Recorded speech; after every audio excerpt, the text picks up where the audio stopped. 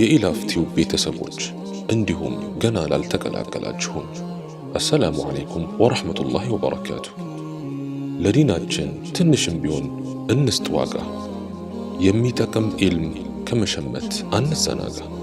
እንማማር፣ ጥሩ ትምህርት እንቅሰም፣ ለመልካም ተግባር እንሽቀዳደም፣ ለእውቀት እንጓዝ ብዙ ርቀት። ቢስሚላህ ነብዳ።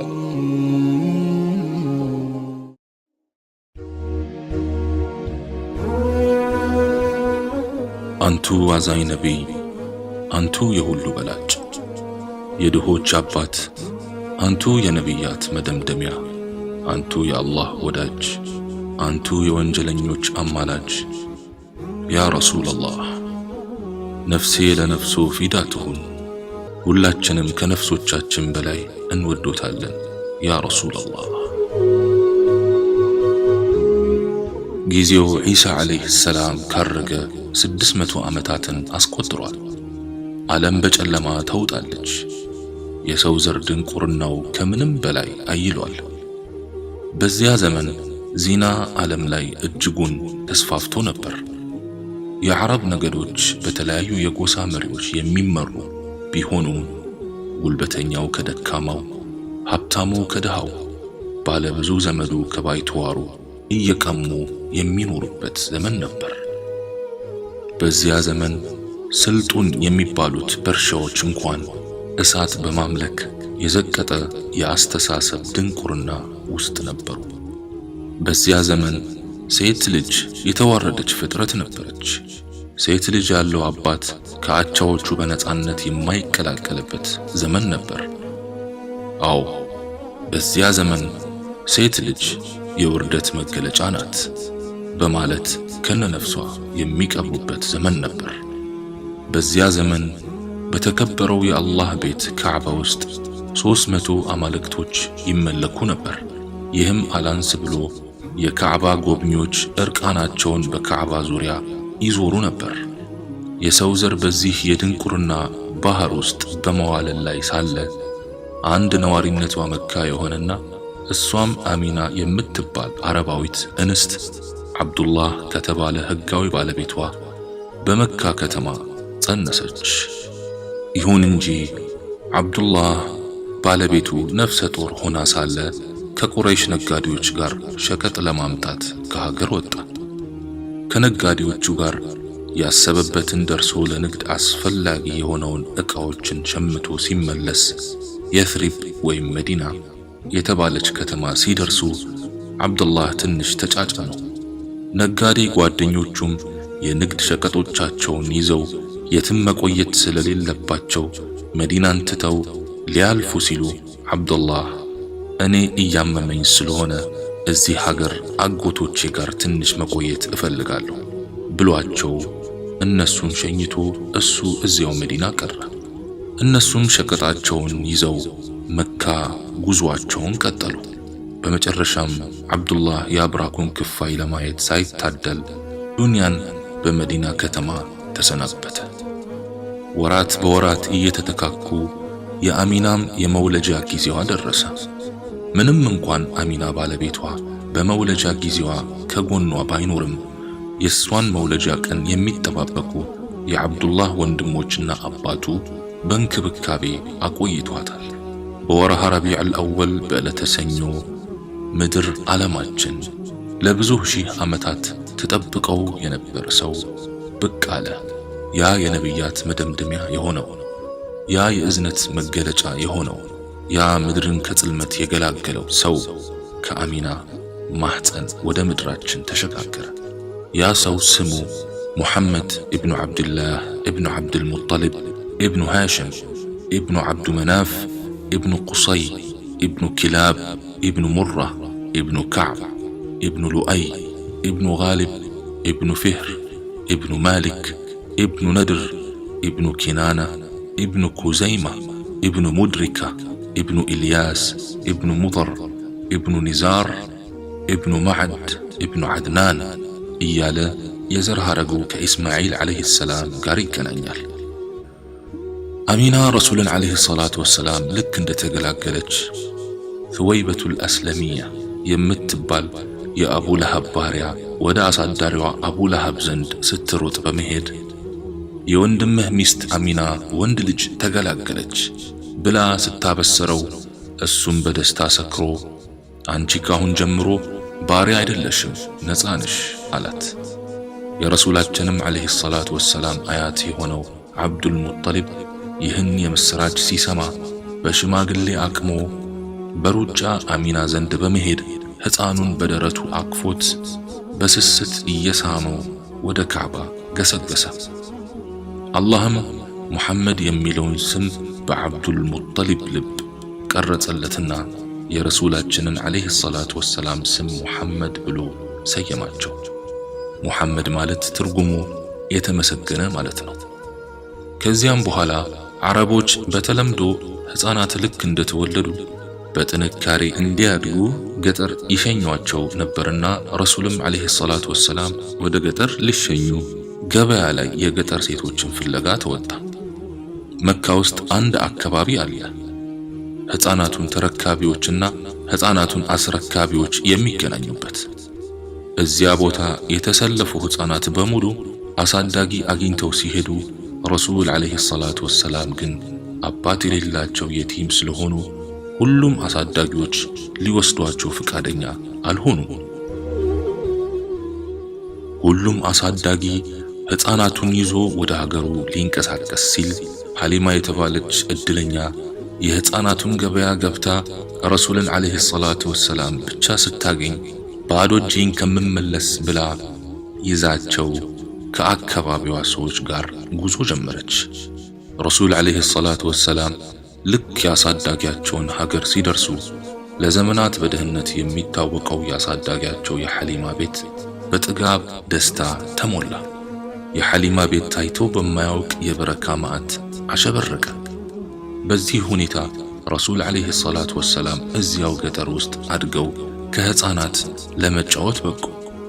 ከዕለታት አንድ ቀን ረሱል ዓለይሂ ሰላቱ ወሰላም ከጥቢ ወንድማቸው ከሐሊማ ልጅ ጋር ለመጫወት ከቤት ራቅ ብለው ሳለ ሁለት መላእክት በሰው ተመስለው መጡ። ረሱላችንንም ዓለይሂ ሰላቱ ወሰላም ወደ ዳር አወጧቸውና ደረታቸውን መሰንጠቅ ጀመሩ። ይህ ሁሉ ሲሆን የረሱል የጥቢ ወንድም በቅርበት እየተከታተለ ነበር።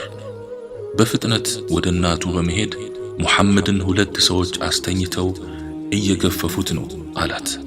እሷም በድንጋጤ ስትሮጥ ረሱል ዓለይሂ ሰላቱ ወሰላም ወዳሉበት ቦታ ገሰገሰች።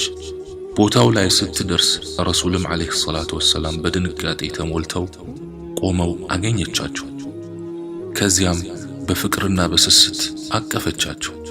አቅፋቸው ምን ሆንክብኝ ልጄ ብላ ስትጠይቃቸው ረሱልም በጣፋጭ አንደበታቸው ከወንድሜ እየተጫወትን ሳለ ሁለት ሰዎች ድንገት መጡ።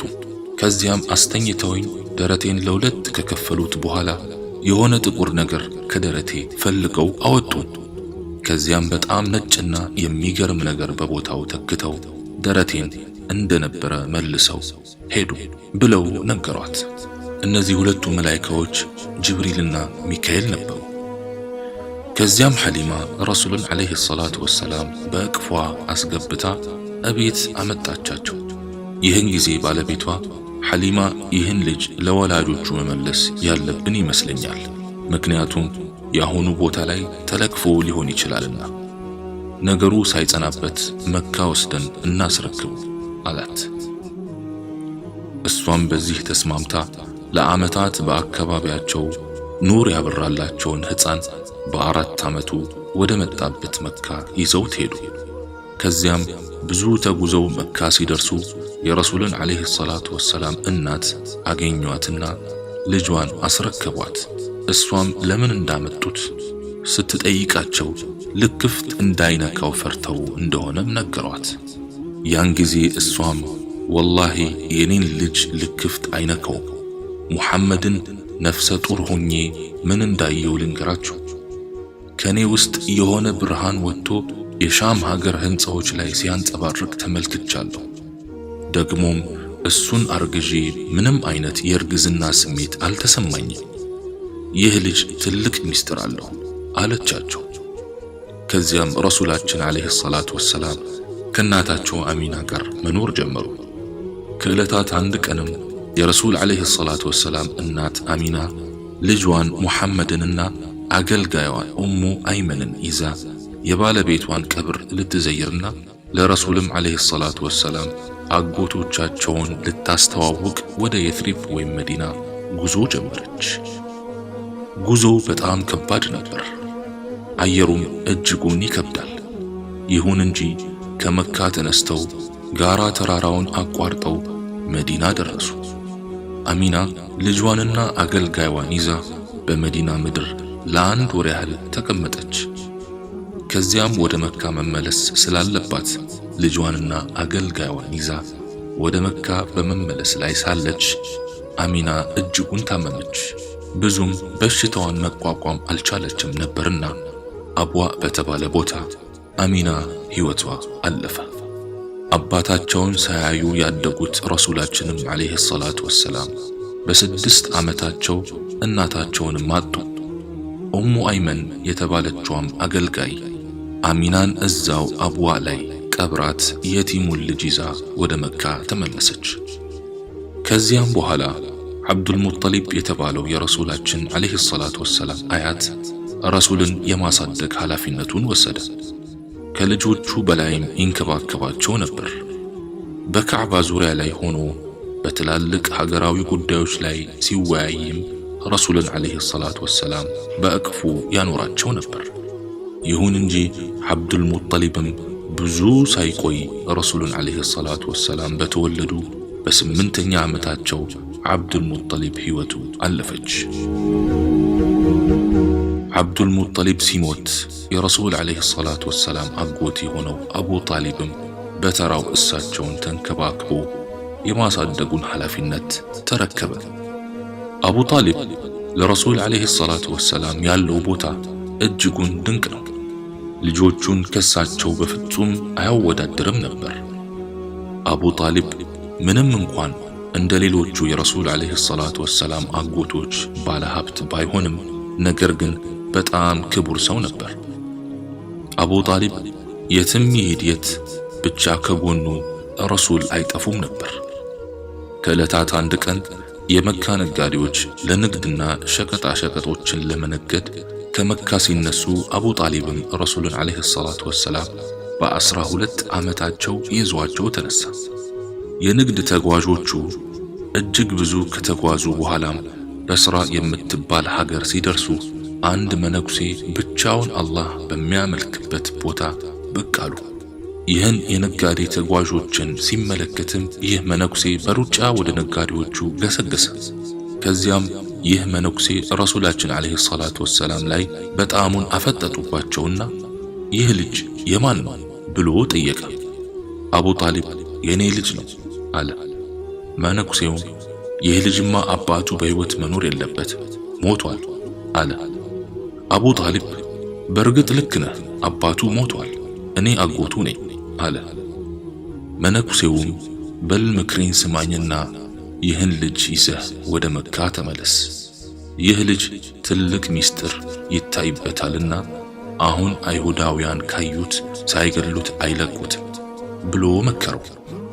አቡ ጣሊብም ቅፍለቱን ትቶ ውዱን ነቢይ አለይሂ ሰላቱ ወሰላም ይዟቸው ወደ መካ ተመለሰ።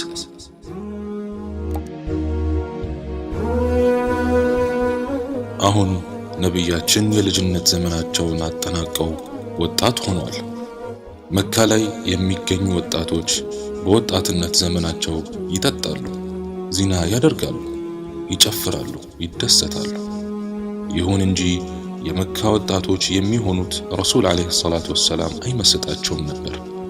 ሁሌም ሥራ ላይ ነበር የሚያሳልፉት። ከዕለታት አንድ ቀን ረሱል እንደማንም ወጣት ከተማ ላይ መጫወት አማራቸውና ከብቶቹን ለባለቤቶቹ አስረክበው መሃል ከተማ ገቡ። ሰዓቱ ጨልሟል።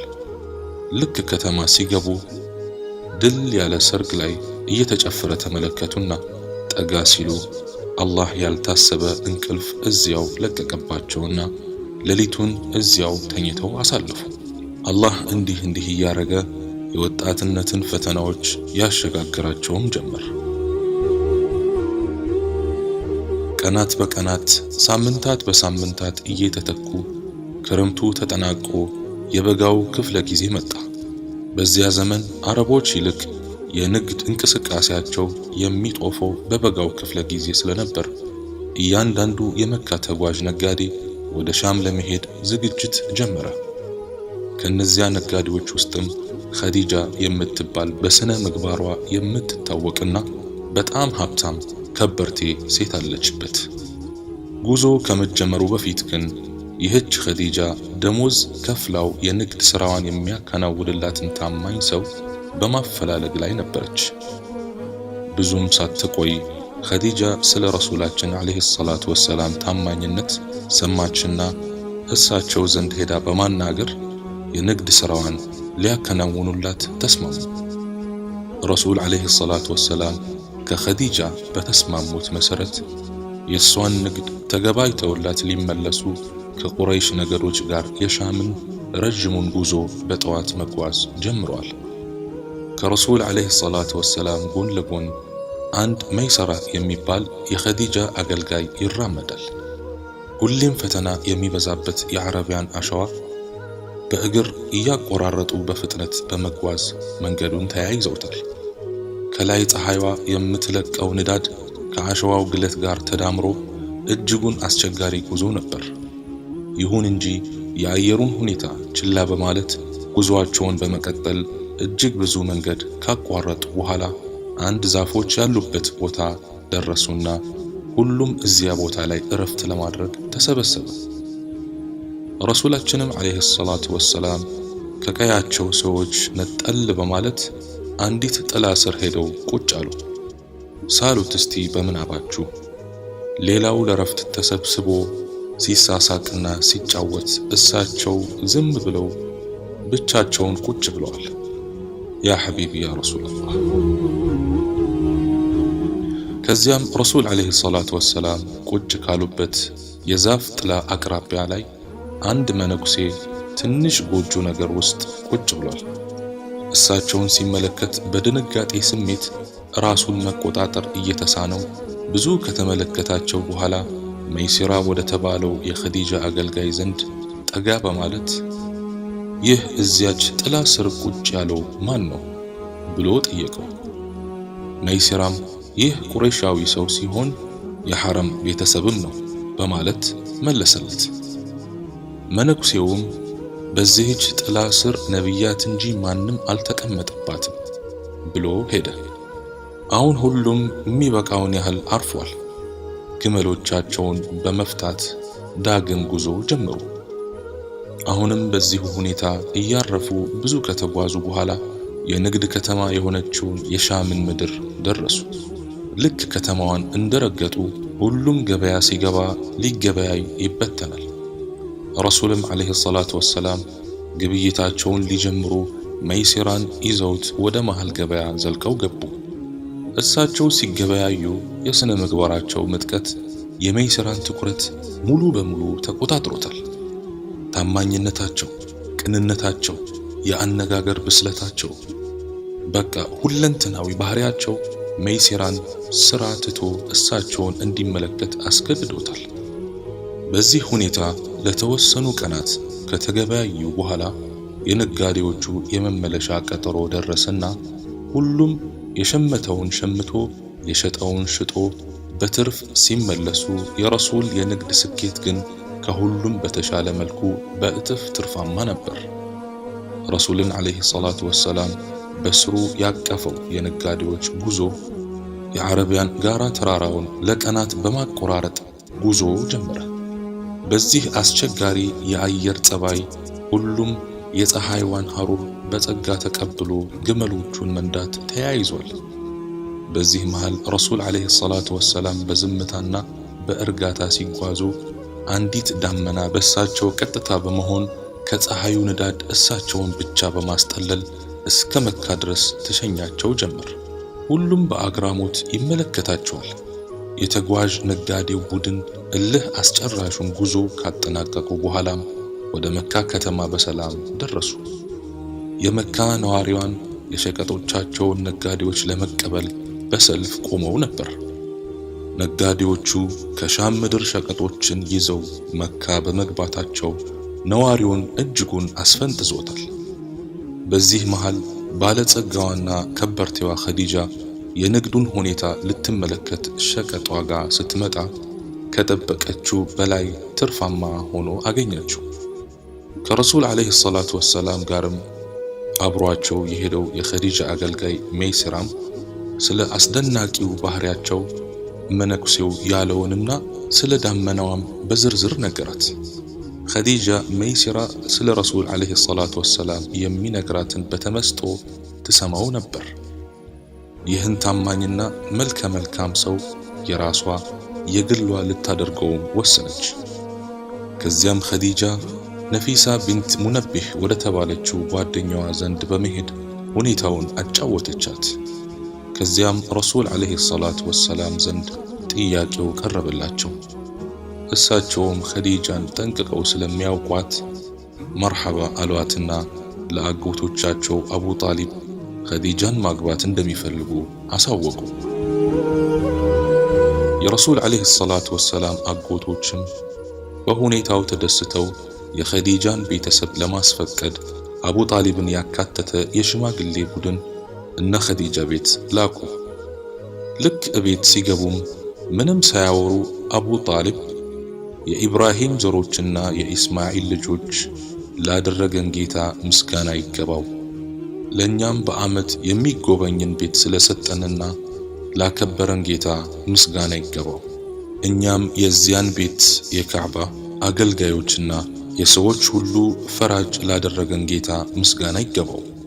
በመቀጠልም እነሆ የወንድማችን ልጅ የሆነው በመልካም ስነ ምግባሩና በታማኝነቱ ድፍን መካ የምትመሰክርለት የሆነው ሙሐመድ ኢብኑ አብድላህ ምንም እንኳን ያጠፊ አላቂ የሆነው ገንዘብ ባይኖረውም ለሷ ጌጥ ግን አሁንም ሆነ ወደፊት በማሟላት ሊያገባት አስቧል። ይህ ልጅም ወደፊት ትልቅ ሚስጥርም ይኖረዋል በማለት ሽምግልናውን ጀመረ። የኸዲጃ ቤተሰብም ሙሐመድን ዓለይሂ ሰላቱ ወሰላም በፊትም ጠንቅቀው ስለሚያውቁት ልጃቸውን ሳያቅማሙ በደስታ ዳሯት። ከዚያም ረሱል ዓለይሂ ሰላቱ ወሰላም ኸዲጃን አግብተው የመካ ሕዝብ ኑሮ የማያውቀውን የተረጋጋና በፍቅር የተሞላ ኑሮ መኖር ጀመሩ። በዚህ መሃልም አላህ 6 ልጆችን ሰጣቸው። ዘይነብ፣ ሩቀያ፣ ከልሱም፣ ፋጢማ፣ ዓብዱላህ እና ቃሲም በመባል ይታወቃሉ። ከዕለታት አንድ ቀን የመካ ነዋሪያን ካዕባን በማደስ ላይ ሳሉ ሐጀሩል አስወድን ከካዕባ ታች በኩል ያለው ጥቁር ድንጋይ ማለት ነው ማን ያስቀምጥ በሚል በጣም ተጨቃጨቁ። ለጦርነት ሁላ እስከ መገባበዝ ጎሳዎቹ ተጋጋሉ። በመጨረሻም ሁሉም ጎሳውን በማረጋጋት በቃ በዚህ በር ቀድሞ የመጣ ሰው ሐጀሩል አስወድን ያስቀምጣል በማለት ተስማሙ። ሁሉም ቁጭ አለ። ማን ይሆን በዚህ በር በመግባት ይህን የላቀ ክብር የሚቀዳጀው በማለት በጉጉት በሩን ማየት ጀምሯል። ብዙም ሳይዘገይ ሁሉም ተመልካች አንድን ሰው በበሩ ሲገባ አይተው ፊታቸው በደስታ ፈካ። ሁሉም የሐጀሩል አስወድን ክብር ለዚያ ሰው ለማስረከብ ደስተኛ ሆኑ። እንዴት አይሆኑ? ሙሐመዱል አሚን እኮ ናቸው ዓለይሂ ሰላቱ ወሰላም። ከዚያም ረሱል ሰለላሁ ዐለይሂ ወሰለም ሐጀሩል አስወድን በካዕባ ታች እንዲያኖሩ ሲጠየቁ በቁረይሽ ጎሳዎች መካከል አለመስማማት መፈጠሩን በመረዳት የለበሱትን ሪዳ ወይም ፎጣ ከትከሻቸው አውልቀው መሬት ላይ አነጠፉት። ከዚያም ሐጀሩል አስወድን ድንጋዩን ማለት ነው ብድግ አድርገው በፎጣው ላይ በማሳረፍ እያንዳንዱን የቁረይሽ ጎሳ መሪ ጠርተው የፎጣውን ጫፍ እንዲይዙ ካደረጉ በኋላ ሁሉም የያዙትን የፎጣውን ጫፍ ተሸክመው ወደ ካዕባ እንዲጠጉ አደረጉ።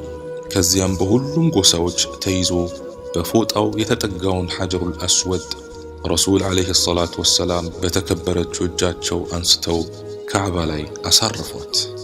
ከዚህ በኋላ ረሱል ዓለይሂ ሰላቱ ወሰላም ሁኔታቸው እየተቀያየረ መጣ።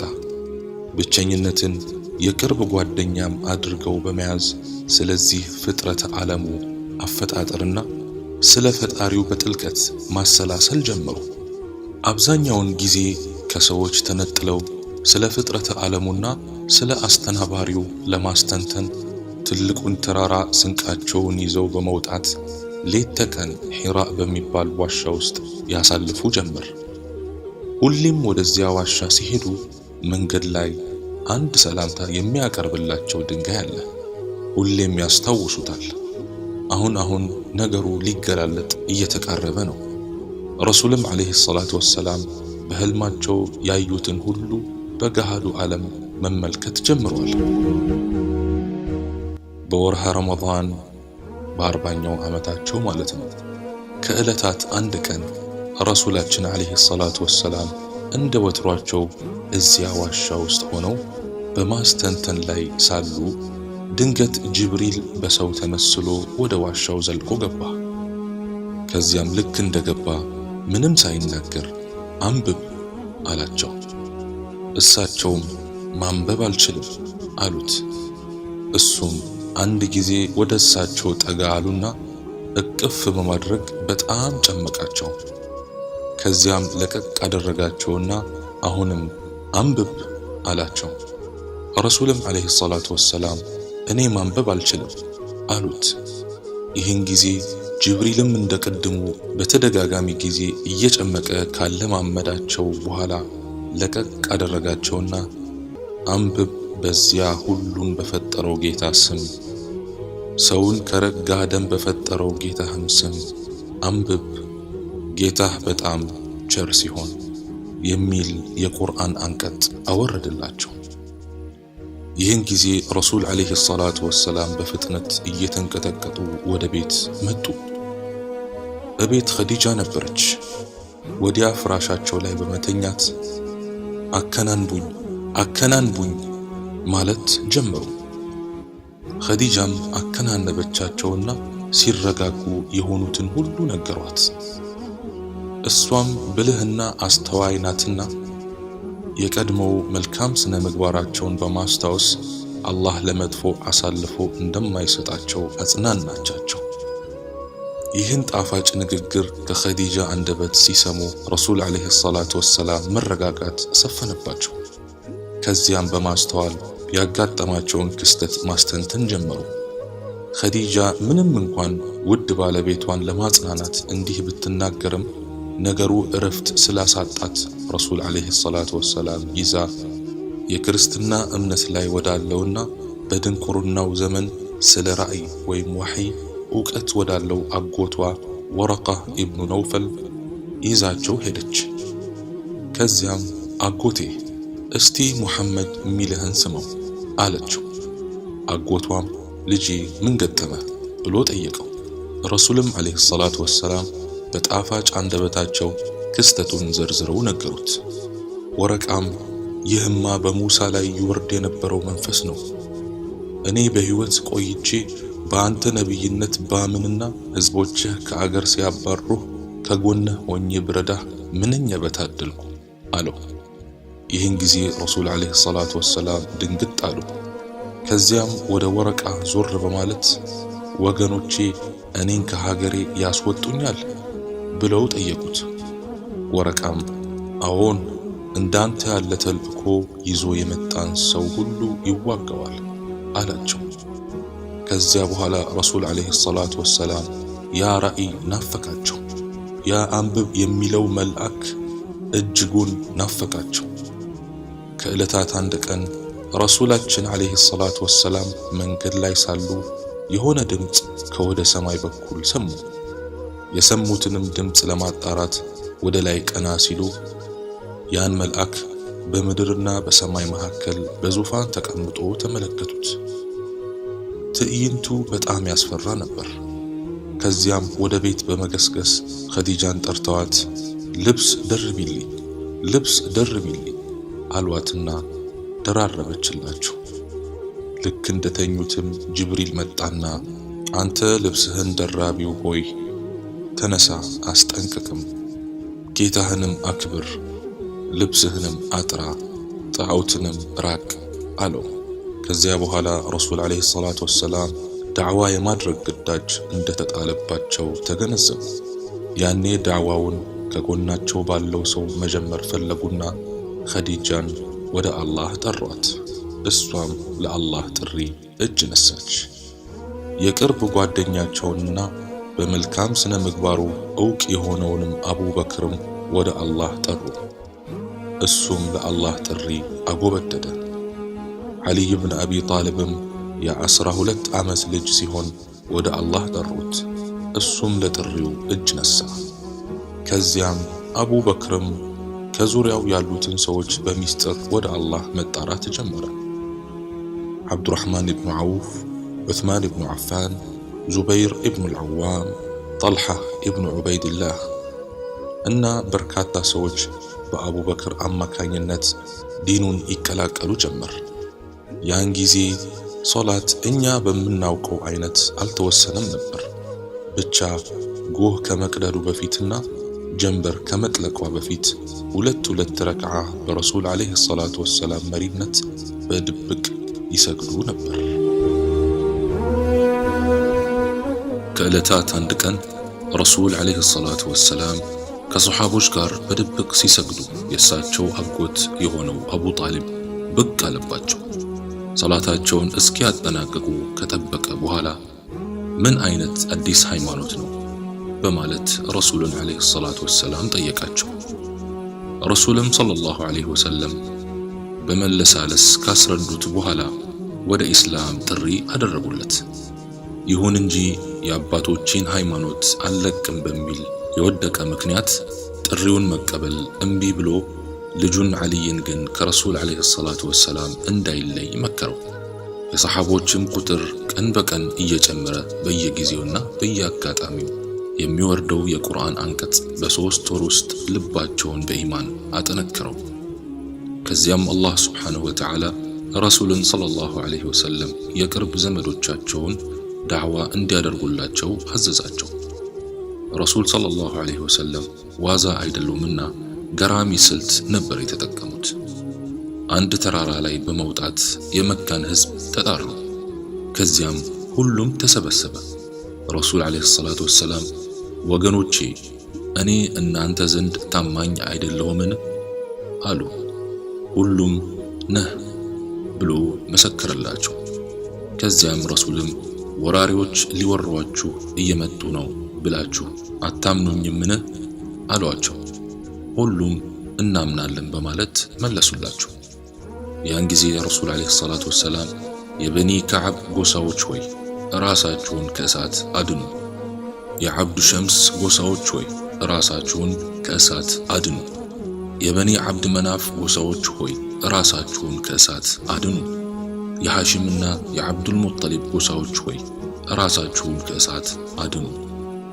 አንቺ ልጄ ፋጢማ ሆይ ነፍስሽን ከእሳት አድኚ። እኔ ለማናችሁም አላህ ዘንድ ልጠቅማችሁ አልችልም፣ ዝምድናውን እንኳን እዚህ ብቻ ነው የምቀጥለው በማለት ተጣሩ። ይህ ንግግር በቁረይሽ ወራዳዎች ላይ እንደ መብረቅ ነበረ ያስበረገጋቸው። የረሱልንም ጥሪ ምላሹን ፌዝና ማላገጥ አደረጉባቸው። ይሁን እንጂ ረሱል ዓለይሂ ሰላቱ ወሰላም ጥሪያቸውንና ጣዖት ማውገዛቸውን አላቆሙም ነበር።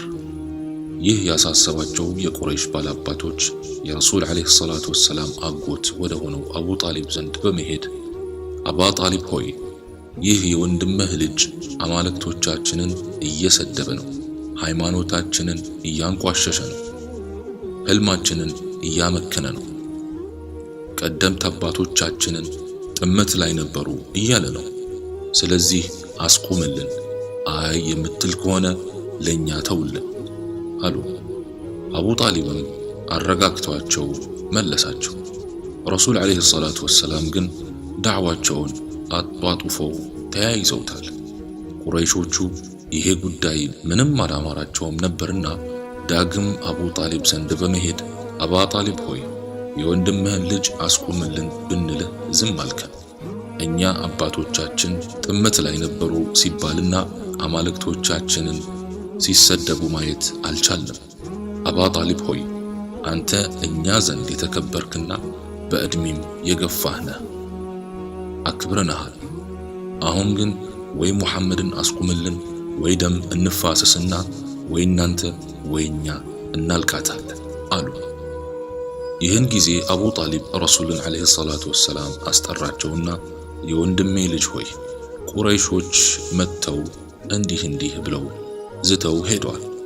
ልጄ ተዋቸው እንጂ በደከመ ዕድሜ የማልቋቋመውን አታሸክመኝ፣ አማልክቶቻቸውንም አትንካባቸው፣ የሚጠሉትንም ላኢላሃ ኢላላህ ንግግር አትናገር በማለት መከራቸው። ረሱልም ዓለይሂ ሰላቱ ወሰላም ወላሂ ነው ምልህ አጎቴ፣ ፀሐይን በአንድ እጄ ጨረቃን በአንድ እጄ ቢያስጨብጡኝ ይህን ጉዳይ አልተውም። ወይ አላህ ጉዳዩን ያስፋፋልኛል ወይ እነሱ እኔን ይገድሉኛል አሉት። አቡ ጣሊብም እንደፈለግሁን የፈለግከውንም ስራ፣ ወላሂ እኔ አንተን ለማንም አሳልፌ አልሰጠህም አላቸው። ቁረይሾች ምንም እንኳን ሙሐመድን ለማታለል ብዙ ብልጭልጮችን ቢጠቀሙ እሳቸው ግን ከቆብ አልቆጠሩትም። ረሱል ዓለይሂ ሰላቱ ወሰላም አጋጣሚዎቹን እየተጠቀሙ ተከታዮቻቸውን ማበራከትን ተያያዙት። አሁን የሐጅ ስነ ስርዓት ተቃርቧል። የሐጅ ወር ሲገባ አረብ የተባለ ሁሉ ከነ መሪዎቻቸው መካ በመምጣት ያሳልፋሉ። ቁረይሾች ግን እጅጉን ሰግቷል። ምናልባት ለሐጅ ስነ ስርዓት የሚመጣው የአረብ ነገድ የሙሐመድን ጥሪ ሰምተው እንዳይቀበሉትም እጅጉን ስጋት አድሮባቸዋል። ከዚያም ለሐጅ የሚመጡ አረብ ነገዶች የሙሐመድን ጥሪ እንዳይሰሙ ምን ማድረግ አለብን በማለት በዕድሜ ከሚበልጣቸው ከወሊድ ኢብኑ አልሙጊራ ዘንድ ተሰባሰቡ።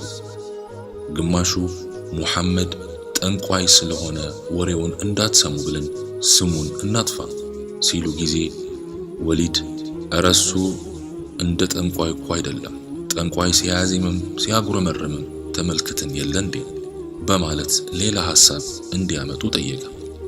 እነሱም በቃ ሙሐመድ እብድ ነው እንዳትሰሙት እንበል ተባባሉ።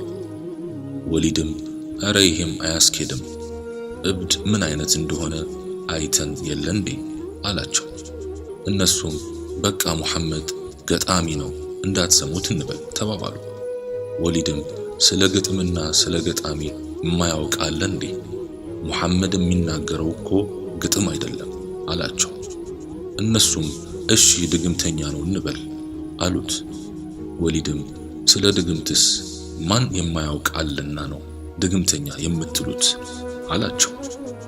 እነሱም እሺ ምን ብለን ነው በአረብ ነገዶች ዘንድ ስሙን የምናጠፋው ብለው ሲጠይቁት ወሊድም ይህን የጠቀሳችሁትን ሁሉ ብታወሩ ማንም ሊያምንላችሁ አይችልም፣ ትንሽ ያምኑላችኋል ብዬ የምገምተው እኛን እንደ ከፋፈልን ሁላ ባል ከሚስት ወላጅን ከልጅ የሚከፋፍል ደጋሚ ነው እንላለን ብሎ ሲነግራቸው በሱ ተስማሙ።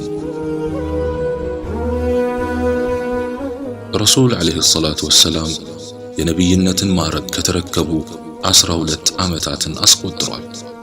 ምንም እንኳን የቁረይሾቹ ቁጣና አሳማሚ ቅጣት ለሰው ልጅ የሚከብድ ቢሆንም ለሰሓቦቹ ግን ኢማንንና ብርታትን እጅጉን ጨምሮላቸዋል።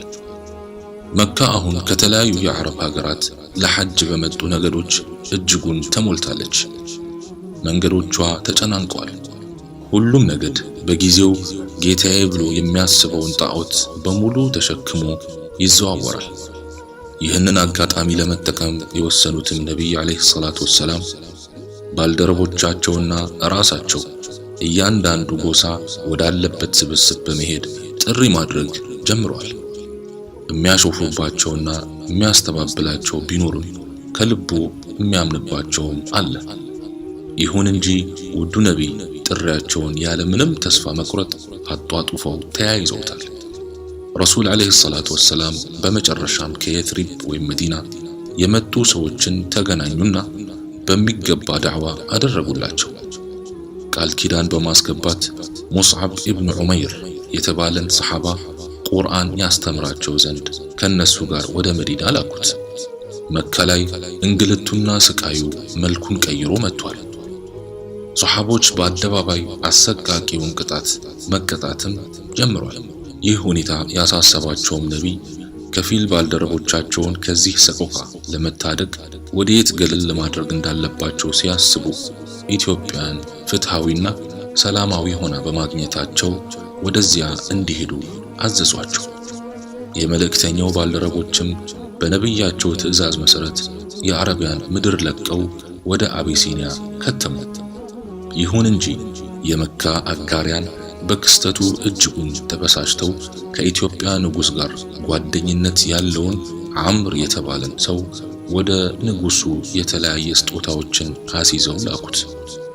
ቁረይሾቹ የላኩት ሰው ምንም እንኳን ከሐበሻው ንጉስ ጋር የጠበቀ ወዳጅነት ቢኖረውም ንጉሱ ስደተኛ ሷሐቦችን አሳልፎ ሊሰጠው ባለመቻሉ የእፍረት ካባን ተላብሶ ተመለሰ።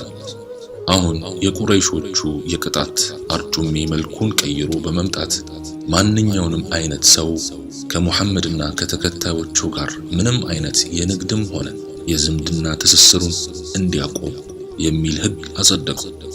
በዚህ ሁኔታ ረሱል አለይሂ ሰላቱ ወሰላምና ባልደረቦቻቸው ለሶስት ተከታታይ ዓመታት መራሩን የረሃብና የገለልተኝነትን ጽዋ ለመቅመስ ተገደዱ። ከዚያም በኢስላም ታሪክ የሐዘን ዓመት ተብሎ በሚታወቀው ዓመት ረሱልን አለይሂ ሰላቱ ወሰላም እንደ ልጇም እንደ ባሏም እንደ ወንድሟም ስትንከባከባቸውና ከጠላት ስትከላከልላቸው የነበረችው ውድ ባለቤታቸው ኸዲጃ ይህችን ዱንያ ለቃ ተሰናበተቻቸው። የዚያ ዓመት ሐዘን በዚህም አላበቃም። ለረሱል አለይሂ ሰላቱ ወሰላም እንደ ጋሻ ሆኖ ከቁረይሾች ይከላከልላቸውም የነበረው አቡ ጣልብ በእርጅና አልጋው ላይ ላይመለስ አሸልቦ ቀረ። አሁን ረሱላችን አለይሂ ሰላቱ ወሰላም የኔ ብለው የሚመኩበት ሰው መካ ላይ የለም።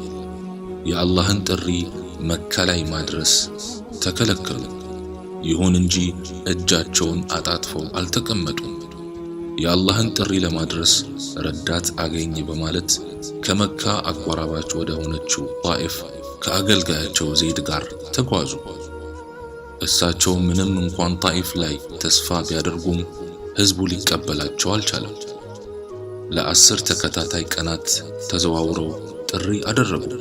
በመጨረሻም የጣኢፍ ሰዎች በህፃናት በእብዶችና በውሾች ረሱልን እያስደበደቡ ከሀገር ያስወጧቸው ጀመር። ቢአቢ አንተ ወኡሚ ያ ረሱላህ። ከየአቅጣጫው የሚወረወሩት የድንጋይ ጋጋታዎች የአሽረፉል ኸልቅን እግር ክፉኛ አደማቸው። ከጎናቸው ያለውም አገልጋያቸው ዘይድ የሚወረወሩት የድንጋይ ጋጋታዎች ረሱልን አለይሂ ሰላቱ ወሰላም እንዳያገኟቸው በአካሉ ቢከላከልም ከህፃናቶቹና ከእብዶቹ የተወረወሩት ድንጋይ የረሱልን አለይሂ ሰላቱ ወሰላም ጭንቅላት ፈንክቶ ፊታቸውን በደንብ አላወሰው። ቢአቢ አንተ ወኡሚ ያ ረሱላህ። ከሚዘንብባቸው የድንጋይ ናዳ የበለጠ ልባቸውን ያደማው ይሰነዝሩባቸው የነበሩ የንቀትና የስድብ ቃላት ነበር። ያን ጊዜ ረሱል ድካማቸውን ለአላህ እንዲህ በማለት ተናዘዙ። ጌታዬ ሆይ የኃይሌን መዳከም የመላዬን ማነስና ሰዎች ዘንድ የደረሰብኝን ንቀት ለአንተ አቤት እላለሁ። አንተ የአዛኞች ሁሉ አዛኝ፣ አንተ የደካሞች ጌታ፣ አንተ የኔ ጌታ ለማን ትተወኛለህ? ለሩቅ አጥቂ ትሰጠኝ ወይንም በጠላት እጅ ላይ ትጥለኝ? በእኔ ላይ ተቆጥተህብኝ ካልሆነ በሚደርስብኝ ሁሉ ግድ የለኝም። ነገር ግን እኔን ደህና ማድረግህ ለኔ የሰፋ ነው። ጨለማዎችን ባበራው በአንተ ብርሃን የቅርቢቱም ይሁን የመጪውን ዓለም ያሳመረ በሆነው ያንተ ብርሃን እጠበቃለሁ። ቁጣህ እንዳይወርድብኝ ወይም ጥላቻ እንዳይሰፍርብኝ። ከዚያም አላህ ሱብሓነሁ ወተዓላ በተራራ ላይ የተወከለውን መልአክ ወደ ረሱል ላከው። መልአኩም ረሱል አለይሂ ሰላቱ ወሰላም ወዳሉበት በመምጣት ሙሐመድ ሆይ ሁለቱን ተራራዎች በእነርሱ ማለትም በጣኢፍ ሰዎች ላይ እንዳላትማቸው ፍላጎትህ ከሆነ አደርገዋለሁ አላቸው። ረሱልም ዓለይሂ ሰላቱ ወሰላም ከአብራካቸው እርሱን አላህን ሱብሓነሁ ወተዓላ በብቸኝነት ያለማጋራት የሚያመልኩ ልጆችን አላህ እንደሚያወጣ ተስፋ አደርጋለሁ አሉት። ከዚያም እጃቸውን ወደ ላይ ከፍ በማድረግ ያ አላህ ህዝቦቼ የሚሰሩትን አያውቁምና ወደ ትክክለኛው ጎዳና ህዝቦቼን ምራቸው በማለት ዱዓ አደረጉ። አሁን ወደ መጡበት መካ ለመመለስ ጉዞ ጀምረዋል። ጉዞአቸው ላይም የሱብሒ ሰላት ደረሰባቸው። በበረሃ ቆመው ሲሰግዱ የጅን ጭፍሮች በመመልከት በርካታ ቁጥር ያላቸው ጅኖች በረሱል ዓለይሂ ሰላቱ ወሰላም መልእክተኝነት አመኑላቸው። መካ ተመልሰው ብዙም ሳይቆዩ የሐጅ ጊዜ ደረሰ። እንደ ቀደምት ጊዜያት ሁሉ አሁን የዓረብ ነገዶች ለሐጅ ስነ ስርዓት መካም መተው ሞሏት። ይሄ ሁኔታ ለረሱል ዓለይሂ ሰላቱ ወሰላም አሪፍ አጋጣሚ ስላመቻቸላቸው ሰው ወደ ተሰበሰበበት ሁሉ በመሄድ እናንተ ሰዎች ሆይ ላኢላሃ ኢላላህ በሉ ትድናላችሁ፣ እኔ ከተቀበላችሁኝ አረቦችን በቁጥጥራችሁ ታውላላችሁ፣ የቀረውም ዓለም ለናንተ ያጎበድዳል፣ በጀነትም ንጉሶች ትሆናላችሁ እያሉ ጥሪ ማድረግ ጀመሩ። በዚህ ሁኔታ ላይ ሳሉ ረሱል ዓለይሂ ሰላቱ ወሰላም የየትሪብ ሰዎችን ተመለከቱና ጠጋ በማለት እነማን ናችሁ ብለው ጠየቋቸው። ሰዎቹም የኸዝረጅ ጎሳዎች ነን አሉ። ረሱልም የአይሁድ እምነት ተከታዮች ናችሁን አሏቸው። ሰዎቹም አዎን አሉ። ረሱልም ተቀምጠን ትንሽ እናውራ አሏቸው። ሰዎቹም እሺ አሏቸው። ከዚያም ረሱል ዓለይሂ ሰላቱ ወሰላም በጣፋጭ አንደበታቸው ቁርአንን እያነበቡላቸውና ዳዕዋ እያደረጉላቸው ሰዎቹን ልባቸውን በእስልምና እንዲንጠለጠል አደረጉ። ሰዎቹም በመጨረሻው ዘመን የሚጠበቀው ነቢይ ይህ መሆኑን በመረዳት ማንም እንዳይቀድማቸውና ወደ ሀገራቸውም ሊያስገቧቸው ወሰኑ። የረሱል ወሬ በእነዚህ ሰዎችና በሙስዓብ ኢብኑ ዑመይር አማካኝነት በጥቂት ቀናት በመዲና ነዋሪያን ጆሮ ሁሉ ተዳረሰ። ሁሉም ሰው ያንን ነቢይ ለማየት ጉጉቱ ጨመረበት። በወርሃ ዙልሒጃ የየትሪብ ሰዎች ዳግም ወደ መካ በመምጣት ረሱልን ዓለይሂ ሰላቱ ወሰላም ተገናኝተው ሁለተኛውን ቃል ኪዳን ገቡላቸው። በመጨረሻም ረሱል ዓለይሂ ሰላቱ ወሰላም እሳቸውንና አቡበክርን በማስቀረት ሁሉንም ተከታዮቻቸውን ወደ መዲና ሸኟቸው። ይህ ሁኔታ ደማቸውን ያፈላው ቁረይሾችም ንብረትነቱ የቁሰይ ኢብኑ ኪላብ በሆነው ዳር ነድዋ በተባለው ሰፊ አዳራሽ ውስጥ ለመወያየት ተሰበሰቡ። ስብሰባውም ተጀመረ። የስብሰባው ርዕስ ሙሐመድና ተከታዮቹ መዲና ተሰብስበው ማለት የኛ የንግድ ሸቀጦች በመዲና ስለሚያልፉ በቁጥጥራቸው ያውሉናል፣ ስለዚህ ምን ማድረግ አለብን የሚል ነበር። አንዳንዶቹ ሙሐመድን ከመካ አባረን ከሱ እንገላገል፣ ሌሎች ደግሞ አይ እስኪሞት ድረስ እንሰረው ተባባሉ። የተቀሩት ደግሞ አይ ከሁሉም ጎሳዎች ጠንካራ ወጣቶችን በመመልመል ሁሉንም ሰይፍ እናስይዛቸውና በአንድ ላይ እንዲመቱት ካደረግን የሙሐመድ ጎሳዎች ይህን ሁሉ ጎሳ መበቀል ስለማይችሉ የደሙን ካሳ ብቻ እንሰጣቸዋለን አሉና በዚህ ተስማሙ። የረሱል ዓለይሂ ሰላቱ ወሰላም ባልደረቦች የትውልድ ሀገራቸውን መካን ትተው በመውጣታቸው ከተማዋ እጅጉን ጭር ብላለች። የነሱ መካን ትቶ መውጣት ያበሳጫቸው የቁረይሽ መሳፍንቶች ነቢዩን ዓለይሂ ሰላቱ ወሰላም በጦር ሊያስወጉ ከተለያዩ ጎሳዎች ያዘጋጇቸው ወጣቶች በተጠንቀቅ ቆመዋል። ጅብሪል ረሱላችን ዓለይሂ ሰላቱ ወሰላም ዘንድ በመምጣት ዛሬውኑ መካን ለቀው እንዲወጡ አዘዛቸው። ሰዓቱ እኩለ ቀን ላይ ነው። ፀሐዩ አይሏል። የመካ ሰዎች በዚያ ሰዓት የትም አይንቀሳቀሱም።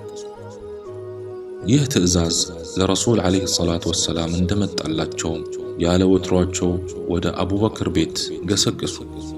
አቡበክር ደነገጠ። ምክንያቱም በዚህ ጠራራ ፀሐይ በሰላም እንደማይመጡ ስለሚያውቅ ነው። በስስት የዓይኑን ማረፊያ እየተመለከታቸው ያ ረሱላላህ በሰላም ነው በዚህ ሰዓት የመጡት አላቸው። እሳቸውም እቤት ውስጥ ያለውን ሰው ሁሉ አስወጣ አሉት ሚስጥር ሊያወሩ።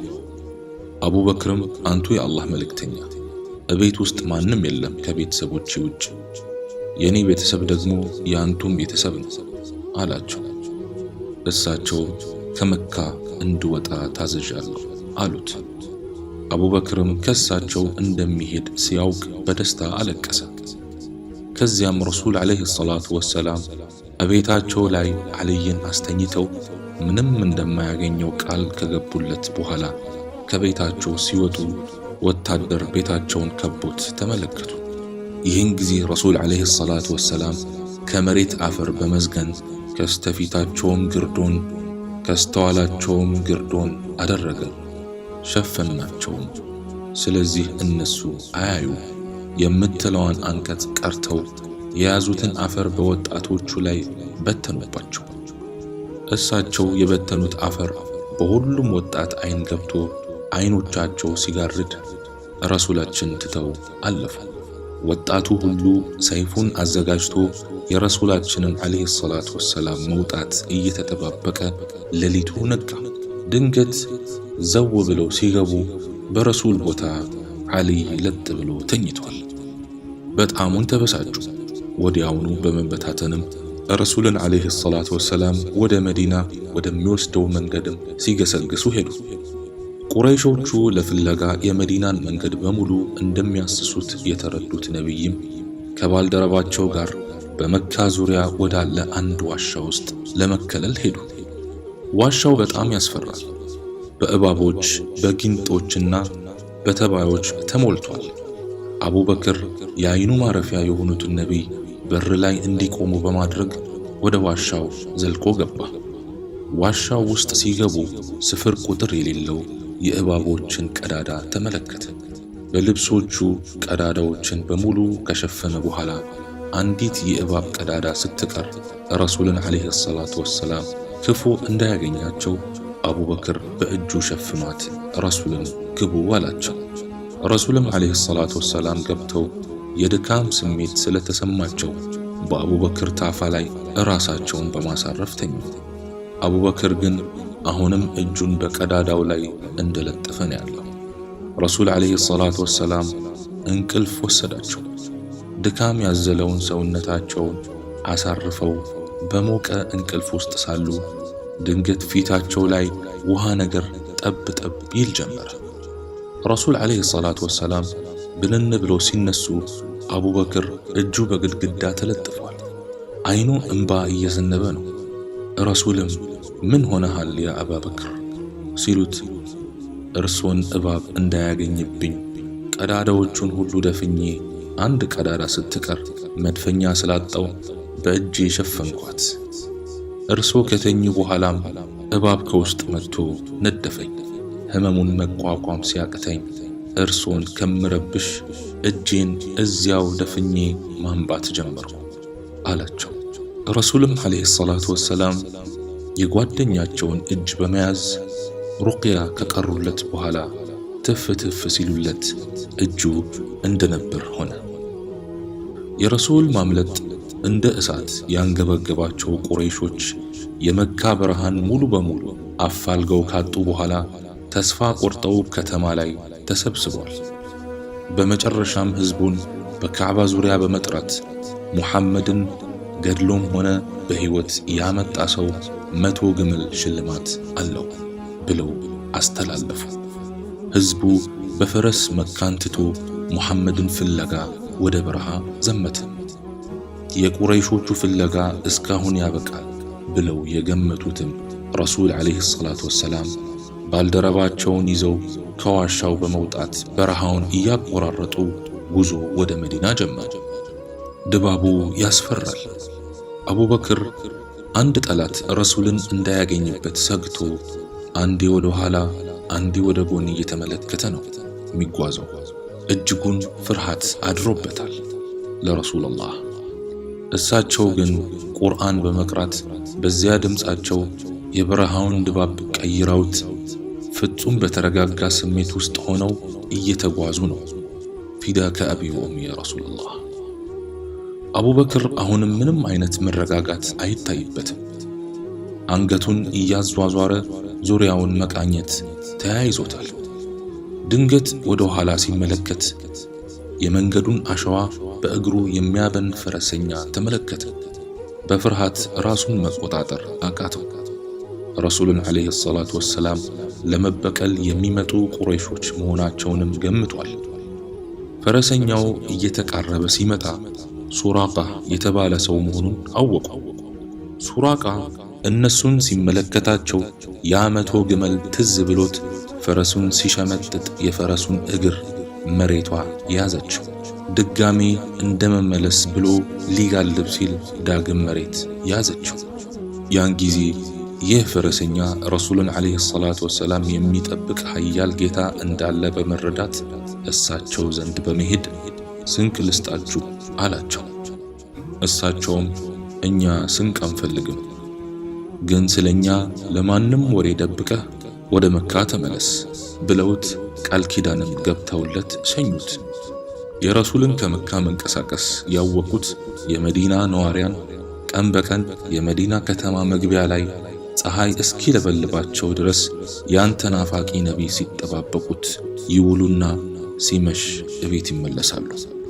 በወርሃ ረቢዑል አወል በ12ኛው ቀን የመዲና ሰዎች እንደ ወትሯቸው በናፍቆት ያንገበገባቸውን ነቢይ ሲጠባበቁ ውለው ፀሐዩን መቋቋም ሲያቅታቸው ወደየቤታቸው ተበታተኑ።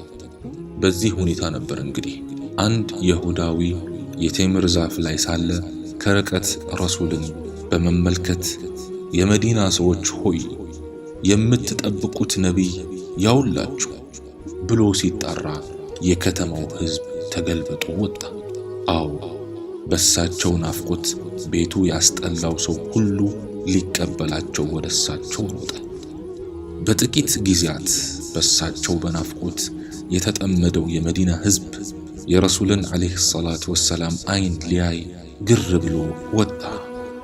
ልክ ረሱል ከተማዋን ሲረግጡ የከተማው ሴቶች طلع البدر علينا من ثنيات الوداع وجب الشكر علينا ما دعا لله داع أيها المبعوث فينا جئت بالأمر المطاع جئت شرفت المدينة مرحبا يا خير داع እያሉ ተቀበሏቸው።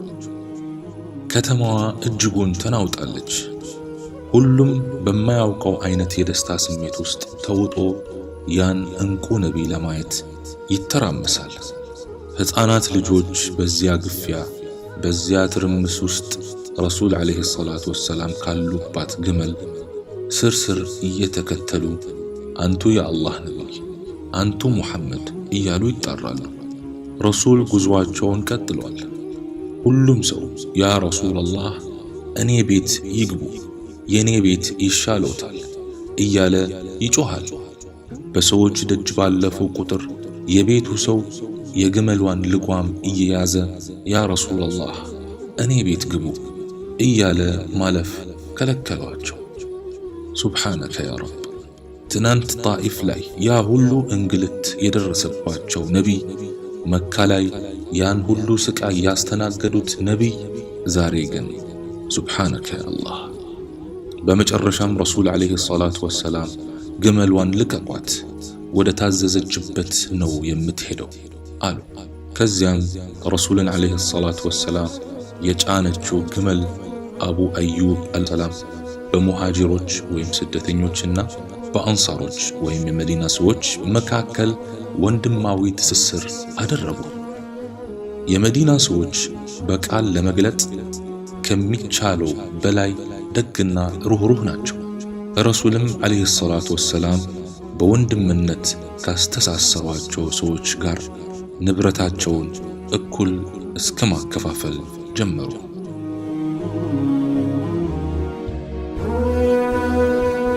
ምንም እንኳን በመዲና ያሉ አይሁዳውያን በረሱል ዓለይሂ ሰላቱ ወሰላም መግባት ቢናደዱም ምንም ማድረግ ባለመቻላቸው መዲና ፍጹም ሰላማዊ ከተማ ሆናለች። ከዚያም ረሱል ዓለይሂ ሰላቱ ወሰላም 6 ጊዜያዊ ሕጎችን አጸደቁ። አንደኛ፣ ሙሃጂሮችና አንሷሮች አንድ አካል ናቸው። ጠላቶቻቸው ላይ እንደ አንድ እጅ እርስ በርስ ይተባበራሉ። ሁለተኛ፣ ደሞቻቸው የተጠበቀ ነው። ሙእሚን ሙእሚንን አይገድልም፣ ለካፊርም አግዞም ሙስሊምን አይጋደልም። ሶስተኛ፣ አይሁዳውያን የሃይማኖት ነጻነታቸው የተጠበቀ ሲሆን ሙስሊም እንዲሆኑ አይገደዱም። አራተኛ፣ መቀመጫቸውን መዲና ላይ ያደረጉት አይሁዳውያን ከሙስሊሞቹ ጋር በመተባበር ሀገሪቱን ከወራሪ አካል መከላከል ግዴታቸው ሲሆን ከኢስላም ጠላቶች ጋር ትብብር ማድረግ በጥብቅ የተከለከለ ነው። አምስተኛ፣ ሁሉም በደለኛ፣ አመፀኛ፣ ቸልተኛና እነዚህን ሕግጋት የሚጻረር ሰው በሱ እርግማንና ቁጣ ይወርድበታል፣ ሙስሊሞችም ይዋጉታል። ስድስተኛ፣ በማንኛውም ጉዳይ አለመስማማት ቢፈጠር ፍርዱ ወደ ቁርአንና ወደ ሱና ተመላሽ ይሆናል። በዚህ ሁኔታ ከፊሉ አይሁዳውያን እስልምናን በውዴታ ሲቀበሉ፣ ከፊሎቹም አሻፈረኝ ብለው በተደነገገላቸው መብት መሰረት መዲና ላይ መኖር ጀመሩ።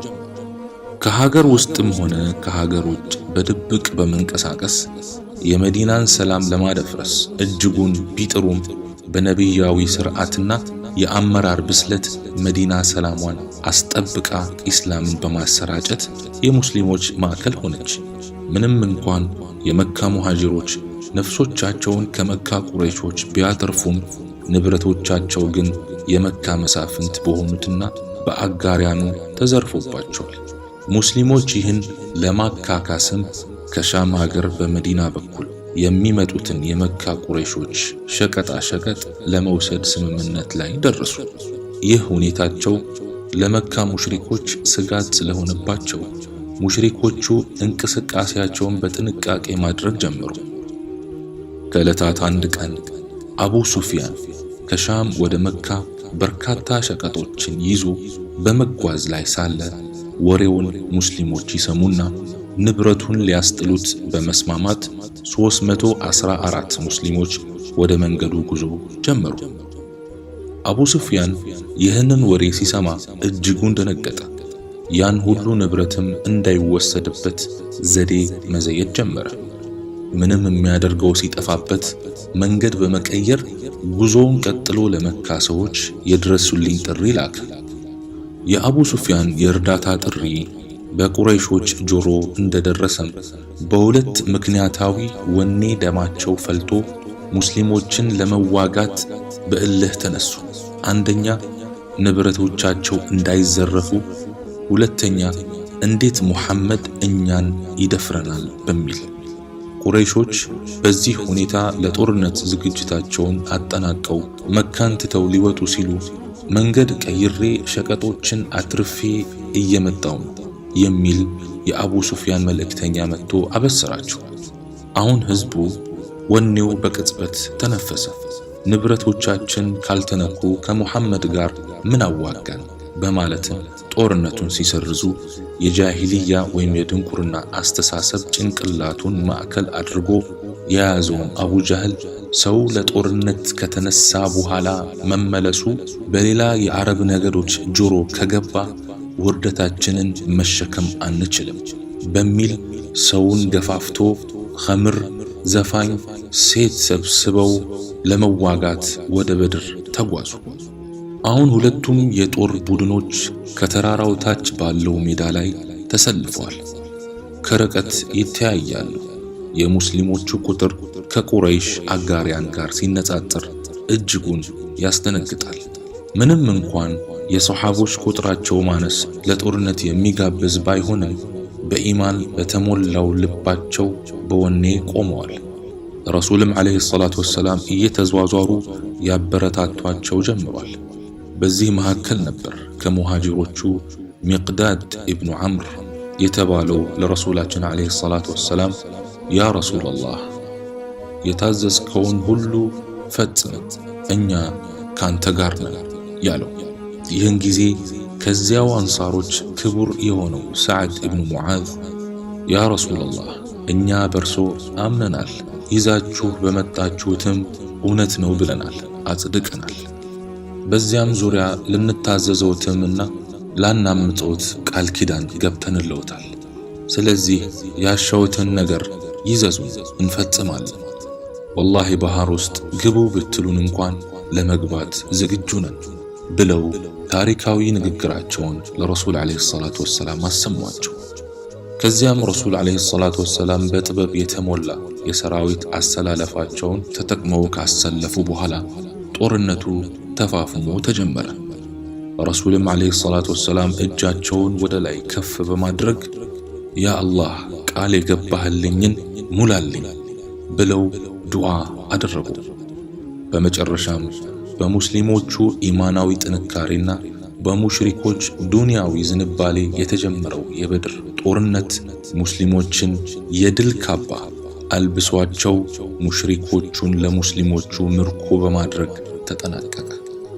በዚህ ሁኔታ አንድም ቀን እረፍት ያላገኙት ነቢይ ከሀገር ውስጥ ሙናፊቆችንና ከሀገር ውጭ ደግሞ ሙሽሪኮችን በመጋፈጥ መዲና ላይ ለ6 ዓመታት በማሳለፍ በርካታ የአረብ ነገዶችን ወደ ዲን አልኢስላም ካስገቡ በኋላ በወርሃ ዙልሒጃ ረሱል ዓለይሂ ሰላቱ ወሰላም ተከታዮቻቸውን ይዘው በሰላም ለሐጅ ከመዲና ወደ መካ ጉዞ ጀመሩ።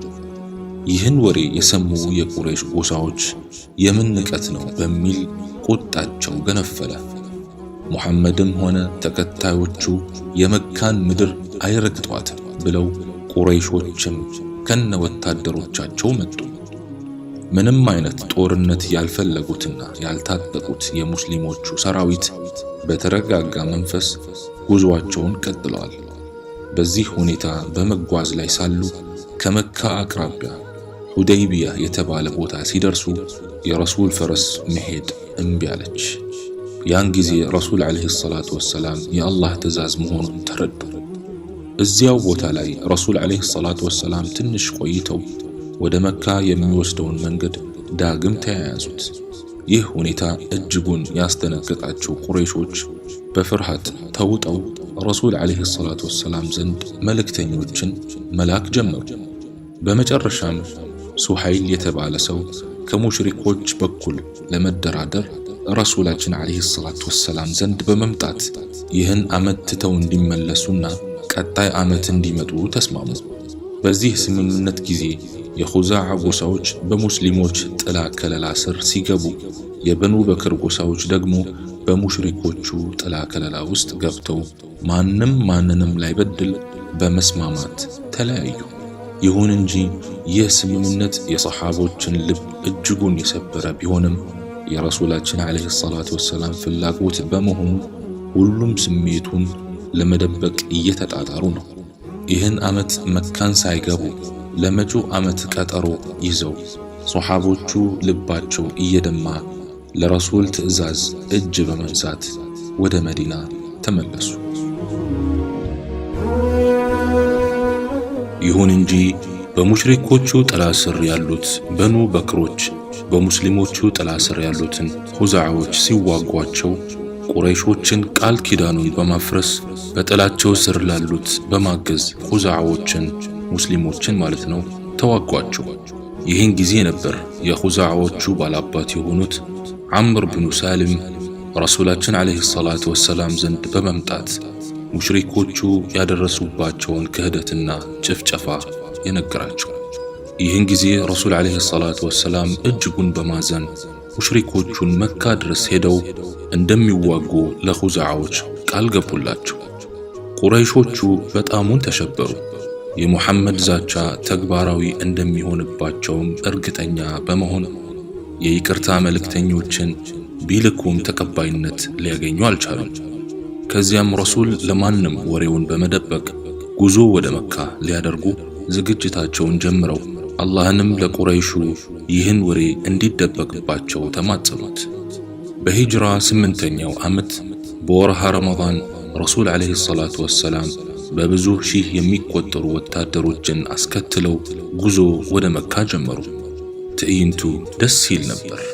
በኢማን የመጠቁ ሶሐቦች ከፍጥረታት ሁሉ በላጭ የሆነውን ነቢይ በመሃላቸው አስገብተው የላኢላሃ ኢላላህን ባንዲራ እያውለበለቡ ረዥሙን የበረሃ መንገድ ሌላ ውበት ሰጥቶታል። አቡ ሱፊያንና ሁለት ጓደኞቹ የሙሐመድን ጉዳይ ለማጣራት በማታ ወደ በረሃ ሲወጡ ያ ሰፊ ሜዳ ሰሐቦች በለኮሱት ብዛት ባለው ቀንዲል ወይም እሳት አሸብርቋል። በጣም ተደነቁ። ሙሐመድ ይመጣል ብለው በፍጹም ስላልገመቱ የኹዛዓ ሰዎች ናቸው እንዳንል በፍጹም እንዲህ በረሃውን የሚሞላ ብዛት የላቸው፣ ምን ጉድ መጣብን እያሉ በጭንቅ ተዋጡ። ከዚያም ዓባስ አቡ ሱፊያንን ጠርቶ ይህ እኮ የሙሐመድ ሰራዊት ነው አለው። አቡ ሱፊያንም ደነገጠ። የሚይዘው የሚጨብጠው ጠፋበት። በአግራሞት እየተመለከተ ይህ ሁሉ ሰራዊት ምን ጉድ ነው? ይህ ሁሉ ወታደር እንዴት በሙሐመድ ዙሪያ ሊሰበሰብ ቻለ? ከሀገሩ ትናንት ተባሮ የወጣው ሰው ዛሬ እንዲህ በወታደር ታጅቦ ይምጣ እያለ ማጉረምረም ጀመረ። በዚህ መሃልም አቡ ሱፊያን ረሱል ዓለይሂ ሰላቱ ወሰላም ዘንድ በመሄድ ሰልሞ ወደ መካ ተመለሰ። ረሱላችን ዓለይሂ ሰላቱ ወሰላም ብርቅዬ ሰሐቦቻቸውን አስከትለው የመካን ምድር ረግጠው ከተማዋን መግባት ጀመሩ። ቁጥራቸው እጅግ ብዙ ነው። ሥርዓታቸውና እርጋታቸው ያስደምማል። ምንም እንኳን ብዛታቸው ለቁጥር የሚያዳግት ቢሆንም በአንድ በሚወዱት ሰው ትዕዛዝ ብቻ ነው የሚንቀሳቀሱት። የመካም ከተማ ሊገቡ ሲሉ አቡ ሱፊያን ለመካ ቁረይሾች ጮክ ብሎ እናንተ ቁረይሾች ሆይ ሙሐመድ ልትቋቋሙ የማትችሉትን የሰራዊት ማዕት አስከትሎ መካን እየገባ ነው። ሁላችሁም ወደ የቤታችሁ ግቡ። እኔ ቤት የገባና እቤቱ የተደበቀ ማንም አይነካውም በማለት ተጣራ። የመካ አመፀኛ ሁሉ ምድሪቱ ጠበበችው። ረሱልን ዓለይሂ ሰላቱ ወሰላም ዕድሜ ልኩን ያሰቃየ ሁሉ መግቢያ መሽሎኪያ ጠፋቸው። የዛሬ ቀን የበቀል ቀን መሆኑን የገመቱ ሁላ መካን ትተውም ይወጡ አሉ። ግና አብዛኛው በቤቱ ተደብቆ መሞታቸውን ሰዓት መጠባበቅ ጀመረ። ረሱል ዓለይሂ ሰላቱ ወሰላም መካ ከተማዋን ከመግባታቸው በፊት ሰራዊቶቻቸውን ለሁለት በመክፈል የአስለም፣ የሱለይም፣ የጊፋር፣ የሙዘይና፣ የጁሃይናና ሌሎችንም ጎሳዎች ከመካ በስተቀኝ በኩል እንዲገቡ በማዘዝ ኻሊድ ኢብን አልወሊድን አሚር አደረጉ። በከተማው በግራ በኩል ደግሞ ዙበይር ኢብኑ አልዓዋምን አሚር በማድረግ ሰራዊቶችን ልከው እሳቸውም ወደ መካ ለአላህ ምስጋና እያደረሱ ገቡ። የመካ ከተማ በተደበቁ ነዋሪዎቿ ባዶ ሆና ሳለ የሙስሊሞቹ ሰራዊቶች በቅጽበት መጥተው ሞሏት። በዚህ ሁኔታ ላይ ሙስሊሞች ደስታቸውን በምስጋና እያሳለፉ ሳለ ነበር ረሱል ወደ ካዕባ ውስጥ በመግባት ለብዙ ዓመታት የከረሙ ጣዖታትን መሰባበር ጀመሩ። ከዚያም ረሱል ዓለይሂ ሰላቱ ወሰላም ቢላልን አዘዙትና በመካ የመጀመሪያውን አዛን ካዕባ ጫፍ ላይ በመውጣት አሰማ። ሕዝበ ሙስሊሙ አዛን ሲሰሙ ፍጹም ተረጋጉ፣ ዝምታ ሰፈነ። ይህን ጊዜ የተደበቁ የመካ ሙሽሪኮች ከየተደበቁበት በመውጣት ወደ ረሱላችን ዓለይሂ ሰላቱ ወሰላም እየመጡ እጅ መስጠት ጀመሩ። ከዚያም ረሱል ዓለይሂ ሰላቱ ወሰላም ከአላህ ብቻ ሌላ አምላክ የለም ቃል ኪዳኑን ሞላ፣ ባሪያውንም ድል አጎናጸፈ፣ አሕዛብንም ብቻውን አሸነፈ አሉ። ረሱልም ወደ ቁረይሾቹ ስብስብ በመሄድ ዛሬ ምን የማደርጋችሁ ይመስላችኋል? በማለት ለዘመናት ያሰቃዩዋቸውን ሰዎች ጠየቁ። ቁረይሾቹም ስለ ረሱል ዓለይሂ ሰላቱ ወሰላም ምንነት ያውቃሉና በፍርሃት ተውጠው መልካምን ነው ካንቱ የምንጠብቀው፣ እርስዎ ቸር ወንድማችን ኖት፣ የቸሩ ወንድማችንም ልጅ ኖት አሉ። ረሱልም ዓለይሂ ሰላቱ ወሰላም ሙሽሪኮቹን እዝነትንና ፍቅርን ያዘለ አስተያየት እያዩዋቸው ዩሱፍ ለወንድሞቹ ያደረገውን ይቅርታ እንጂ ሌላ ነገር አላደርገባችሁም፣ ሂዱ እናንተ ነፃ አድርጌያችኋለሁ አሏቸው። ከዚያ በኋላ ረሱልም የእስልምና መሰረቶችን እያስተማሯቸውና የአረብ ነገዶችን ጣዖታት ሰሓቦችን በመላክ እየሰበሩ ለ19 ቀናት ያህል መካ ላይ ካሳለፉ በኋላ ወደ መዲና ተመለሱ። ከዚያም መዲና ላይ ሆነው ዓለም ላይ ወዳሉ መንግስታት ደብዳቤ ላኩ። ይህ ደብዳቤ በደረሳቸው ጊዜ ደብዳቤውን ያጣጣሉና የናቁ እንደነበሩ ሁላ በክብር የተቀበሉ መንግስታት ነበሩ። በክብር ከተቀበሉ መንግስታት ውስጥ የሐበሻው ንጉስ አንዱና ዋነኛው ነበር። የረሱል ዓለይሂ ሰላቱ ወሰላም ደብዳቤ እሱ ዘንድ ሲመጣ ለደብዳቤው ክብር ብቻ ከዙፋኑ ላይ ወርዶም ነበር። ወደ ግብጽ ንጉስ ሙቀውቅስም ረሱል ዓለይሂ ሰላቱ ወሰላም ደብዳቤ በላኩ ጊዜ ሙቀውቅስ ምንም እንኳን ዲነል ኢስላምን ባይቀበልም ደብዳቤውን በክብር ተቀብሎ ለረሱል እጅ ነስቶ ስጦታዎችንም ጨምሮ ልኮ ነበር። ረሱል ዓለይሂ ሰላቱ ወሰላም የሮም ንጉስ ወደ ሆነው ሂረቅልም እንዲህ ሲሉ ደብዳቤ ጽፈውለት ነበር። በአላህ ስም እጅግ በጣም ሩህሩህ እጅግ በጣም አዛኝ በሆነው የአላህ ባሪያ ከሆነውና ከመልእክተኛው ሙሐመድ ለሮም ንጉስ ሂረቅል ሰላም ቅኑን መንገድ በተከተለ ላይ ሁሉ ይሁን። በመቀጠልም እኔ ወደ እስልምና እጠራሃለሁ፣ ስለም ትድናለህ። ከሰለምክ አላህ ምንዳህን እጥፍ አድርጎ ይከፍልሃል። እምቢ ያልክ እንደሆነ የራስህንና የህዝቦችህን ወንጀል ተሸካሚ ትሆናለህ። የመጽሐፉ ባልተቤቶች ሆይ በእኛና በእናንተ መካከል ትክክል ወደ ሆነች ቃል ኑ፣ እርሷም አላህን እንጂ ሌላን ላንገዛ፣ በእርሱም ምንንም ላናጋራ፣ ከፊላችንም ከፊሉን ከአላህ ሌላ አማልክት አድርጎ ላይዝ ነው በላቸው። እምቢ ቢሉም እኛ ሙስሊሞች መሆናችንን መስክሩ የሚለውንም የቁርአን አያ አክለው ልከው ነበር። ይሁን እንጂ እሱ ዲኑን ቢወደውም ህዝቡ ስላልወደደው ንግስናውን ወዶ ሪሳላውን እምቢ አለ። በዚህ ሁኔታ ረሱላችን ዓለይሂ ሰላቱ ወሰላም ወደ ተለያዩ መንግስታት ደብዳቤዎችን በመላክ የአላህን ግዴታ ተወጡ። አሁን ጉዳዩ እየተጠናቀቀ መጥቷል። ረሱላችንም ዓለይሂ ሰላቱ ወሰላም በሂጅራ 10ኛ ዓመት ላይ 100,000 ተከታዮችን ይዘው ለሐጅ መካ ተገኙ። መካ ላይ ሁሉም በተሰበሰበበት ረሱል ዓለይሂ ሰላቱ ወሰላም ምክርና ትምህርት ሊሰጡ ሁሉም ድምፁን አጥፍቷል። ረቢዓ ኢብኑ ኡመያ የተባለ በከፍተኛ ድምፁ የሚታወቀው ሰሓቢ ከሳቸው ጎን የረሱልን ዓለይሂ ሰላቱ ወሰላም ድምፅ ሊያስተጋባ ቆሟል። እሳቸውም ንግግራቸውን ጀመሩ። እናንተ ሰዎች ሆይ ንግግሬን በጽሞና አዳምጡኝ። ምናልባት ከዚህች ቀን በኋላ በዚህች ቦታ እንደማገኛችሁ አላውቅምና። እናንተ ሰዎች ሆይ እንደዚህ እንደተከበረው ቀን ሁላ፣ እንደዚህ እንደተከበረው ወር ሁላ፣ እንደዚህ እንደተከበረው ሀገራችሁ ሁላ ደሞቻችሁና ንብረቶቻችሁ በእናንተ ላይ ሐራም ነው እያሉ ረሱል ዓለይሂ ሰላቱ ወሰላም ህዝቦቻቸውን ብዙ ከመከሩ በኋላ በመሃል ውዱ ጓደኛቸው አቡበክር የረሱል ዓለይሂ ሰላቱ ወሰላም ሞት መቃረቡን በመረዳት እየተንሰቀሰቀ ማልቀስ ጀመረ። ፊዳከ አቢ ወኡሚ ያ ሐቢበላህ። ከዚያም ረሱላችን ተልእኮውን ማድረሳቸውን ሰሓቦች ካስመሰከሩ በኋላ አላህ ሆይ መስክር፣ አላህ ሆይ መስክር፣ አላህ ሆይ መስክር በማለት ኹጥባውን አጠናቀው ወደ መዲና ተመለሱ። በ11ኛው ዓመተ ሂጅራ በወርሃ ሰፈር ረሱል ዓለይሂ ሰላቱ ወሰላም ሮምን ስነ ስርዓት ለማስያዝ ከፍተኛ ቁጥር ያለውን ወታደር አዘጋጅተው በመካከላቸውም ወጣት የሆነውን ኡሳማ ኢብኑ ዘይድን በመሪነት ሹመው ላኩት።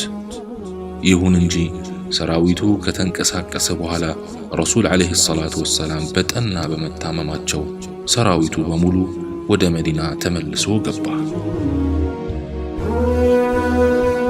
ረሱል ዓለይሂ ሰላቱ ወሰላም በሕይወታቸው የመጨረሻ ሳምንታት አካባቢ የህመም ስሜት ሲሰማቸው ሶሐቦቻቸውን ሰብስበው ከእሳቸው መለየት እንደሌለባቸውና ትምህርትም አጥብቀው እንዲያዳምጡ ከመከሯቸው በኋላ ወላሂ ለአንድ ጊዜ እንኳን እኔን ማየት የሚናፍቃችሁ ቀን ይመጣል። ያኔ ግን ንብረቶቻችሁንና ልጆቻችሁን እንኳን መስዋዕት አድርጋችሁ ልታዩኝ ብትመኙም አታዩኝም በማለት አሁን ባሉ ሰዓት እንዲጠቀሙባቸው አዘዟቸው። ከዚያም ረሱል ዓለይሂ ሰላቱ ወሰላም ወደ ኡሑድ ተራራ በመሄድ በኡሑድ ዘመቻ የተሰዉ ሰሓቦችን ቀብርም ዘየሩ። በቀጣዩ ቀንም ሌሊት ላይ እኚህ አዛኝ ነቢይ ከእንቅልፋቸው ነቅተው አቡ ሙወይሂባን ቀስቅሰውት እኔ ወደ በቂዕ መቃብር ቦታ ሄጄ ለሙታኖች ምህረትን እንድለምን አላህ አዞኛል፣ ተነስ አብረን እንሂድ አሉት። ከዚያም መርሐባ ብሎ አብሯቸው ከሄደ በኋላ ረሱልም ዓለይሂ ሰላቱ ወሰላም መቃብሩ ዘንድ በመቆም ለሙታኑ ዱዓ አደረጉላቸው። እዚያው ሳሉ ወደ አቡ ሙወይሂባ በመዞር አንተ አቡ ሙወይሂባ አላህ እኮ ዱንያን በሙሉ ቁልፎቿን ሰጥቼ በሷም ዘውታሪ ሆነህ ጀነት ከምትገባና አሁን ከኔ ከምታገኘኝ የቱን ትመርጣለህ ብሎ አስመረጠኝ ሲሉት አቡ ሙወይሂባም ረሱልን ዓለይሂ ሰላቱ ወሰላም ማጣት አይፈልጉምና ያ ረሱለላህ እናቴም አባቴም ፊዳ ይሁንሎት በዱንያ መዘውተርንና በኋላም ደግሞ ጀነትን ምረጡ አላቸው። ረሱልም ዓለይሂ ሰላቱ ወሰላም ያ አባ ሙወይሂባ ወላሂ አላህን መገናኘትን መርጫለሁ ብለው መለሱለት። ከዚያ ቀን በኋላ ረሱል ዓለይሂ ሰላቱ ወሰላም በጠና ታመው ተኙ። መስጂዱ ያለሳቸው አልሞቅ ብሏል። ሰሓባዎች ሁኔታቸው ልክ የቲም ይመስላሉ።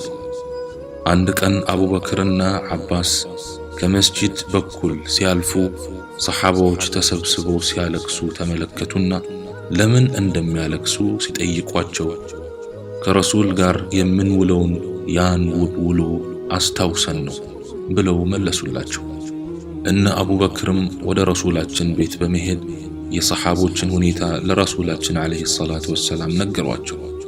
ረሱል ይህንን የሰሓቦችን አሳዛኝ ሁኔታ ሲሰሙ ምንም እንኳን መራመድ ባይችሉም በዓልይና በፈድል ተደግፈው በህመሙ ብዛት አንገታቸውን ደፍተው ወደ መስጂድ በመግባት ሰዎችን አሰብስበው ሚንበራቸው ላይ በትግል ለአንዴና ለመጨረሻ ጊዜ ወጡ። ህዝቡ መስጂዱን ሞልቶታል። ሰሓቦች ለቀናት ያላዩትን የነቢያቸውን ፊት እንባ በሚያራግፉ አይኖቻቸው በስስት እየተመለከቷቸው ነው። ረሱልም ህመም ያደከማቸው ፊታቸውን ቀና አድርገው ሰሓቦችን ሲመለከቱ መስጂዱ በለቅሶ ተናወጠ። ከዚያም ረሱል ዓለይሂ ሰላቱ ወሰላም የሚንበሩን ምሰሶ ተደግፈው እንደምንም ቆሙ። ወደ ሰሓቦችም እየተመለከቱ እናንተ ሰዎች ሆይ ገንዘብ የወሰድኩበት ካለ ይኸውና ንብረቴ መጥቶ መውሰድ ይችላል፣ የመታሁትም ካለ ይኸውና ጀሰዴ ወይም አካሌ መጥቶ መበቀል ይችላል ብለው በአሳዛኝ ድምፅ ተናገሩና የሰሓቦችን ፊት በስስት መመልከት ጀመሩ። ሰሓቦች ቀና ብለው ለማየት የሚሰስቱላቸው ነቢይ ዛሬ በህመም ተዳክመው ኑ ተበቀሉኝ ሲሏቸው ሁሉም እየተንሰቀሰቀ ማልቀስ ጀመረ። ሰሓቦች የዓይናቸው ማረፊያ ባሉት ንግግር ውስጣቸው ተነክቶ በማልቀስ ላይ ሳሉ ድንገት ዑካሻ የተባለ ሰሓቢይ ብድግ ብሎ ያ ረሱለላህ ዛሬ በቀልን እየጠየቁን ነውና እኔ ልበቀሎ ትፈልጋለሁ። ምክንያቱም የበድር ዘመቻ ዕለት የወታደሩን ሰልፍ ሲያስተካክሉ ሆዴን በዱላዎት ገፋ አድርገው አሳምመውኛል። ስለዚህ ዛሬ ልበቀሎ ትፈልጋለሁ አላቸው። ይህን ጊዜ ሰሓቦቹ በድንጋጤ ዑካሻ ላይ አፈጠጡ። በዚህ መሃል ዓልይ ብድግ ብሎ እኔ ለረሱል ዓለይሂ ሰላቱ ወሰላም ፊዳ በመሆን በእሳቸው ቦታ ሁኜ ብቀላውን ልቀበል ዝግጁ ነኝ በማለት ቆመ። ረሱልም በደከመ ድምፃቸው አይ ዓሊ አንተ ቁጭ በል ከኔው ይበቀል በማለት ዱላ እንዲሰጠው አዘዙ። ሁሉም መስጂዱን በለቅሶ ሞላው። ዑካሻም የተሰጠውን ዱላ በእጁ ይዞ ሰልፉን እየሰነጣጠቀ ረሱል ዓለይሂ ሰላቱ ወሰላም ካሉበት ቦታ ደረሰ። የሰሓቦች ለቅሶ እጅጉን ጨመረ። እንዴት አይጨምር? የዓይናቸው ማረፊያ ህመም ላይ ሳሉ በዱላ ሊመቱ ተዘጋጅተው ቆመው ሲያዩ እንዴትስ አያልቅሱ? ዑካሻ ልክ ረሱል ዓለይሂ ሰላቱ ወሰላም ያሉበት ሚንበር ላይ ሲደርስ ዱላውን ጥሎ በረሱል ሰውነት ላይ ተጠምጥሞ በስስት እየሳማቸው እየተንሰቀሰቀ አካሌ ለርሶ አካል ፊዳ ይሁንልዎት ይል ጀመር። መስጂዱ በለቅሶ ተናወጠ። ሊበቀላቸው የሄደው ዑካሻ በረሱል ዓለይሂ ሰላቱ ወሰላም ሰውነት ተጠምጥሞ ሲያለቅስ ሰሓቦች ራሳቸውን መቆጣጠር አቃታቸው። ከዚያም ረሱል ዓለይሂ ሰላቱ ወሰላም ሰሓቦቻቸውን በስስት እየተመለከቱ በሽታ ባደከመው ድምፃቸው የተለያዩ ምክሮችን መከሯቸው። ይሁን እንጂ መስጂዱ በለቅሶ ተውጧል። ረሱልም ዓለይሂ ሰላቱ ወሰላም አያይዘው አንድ ሰውዬ አላህን ከዱንያና ከአኺራ ሲያስመርጠው አኺራን መረጠ አሉና ንግግራቸውን ሳይጨርሱ አቡበክር የረሱል ንግግር ገብቶት ነበርና አባቶቻችን ፊዳ ይሁኑልዎት ያ ረሱላላህ፣ እናቶቻችን ፊዳ ይሁኑልዎት ያ ረሱላላህ፣ ልጆቻችን ፊዳ ይሁኑልዎት ያ ረሱላላህ፣ ሚስቶቻችን ፊዳ ይሁኑልዎት ያ ረሱላላህ በማለት የረሱልን ንግግር አቋርጦ መስጂዱን በለቅሶ ረበሸው። ይህን ጊዜ ሰሓቦችም ምንም ስላልገባቸው እንዴት ረሱል የሚናገሩትን ያቋርጥባቸዋል እያሉ አጉረመረሙ። ረሱልም ዓለይሂ ሰላቱ ወሰላም ተውት ጓደኛዬን፣ ማናችሁም ለኢስላም ውለታ የዋላችሁ ውለታችሁን መልሰንላችኋል። አቡበክር ሲቀር የሱ ውለታ መክፈል አንችልምና ለአላህ ትተነዋል። ከቤቶቻችሁ ወደ መስጂድ የሚያስገቡ በሮች ሁሉ ይዘጉ የአቡበክር ሲቀር ብለው ተናገሩ። ከዚያም ረሱልም ከሚንበሩ ከመውረዳቸው በፊት የሰሓቦችን ሁኔታ ሲመለከቱ እንዲህ በማለት ዱዓ ያደርጉላቸው ጀመር። አላህ ያስጠጋችሁ፣ አላህ ይጠብቃችሁ፣ አላህ ይርዳችሁ፣ አላህ ያጽናችሁ፣ አላህ ያበርታችሁ። ሰዎች ሆይ ከአሁን በኋላ እስከ ቅያማ ላሉ እኔን ሳያዩ ለሚያምኑብኝ ኡመቴ ሁሉ ሰላምታዬን አድርሱልኝ።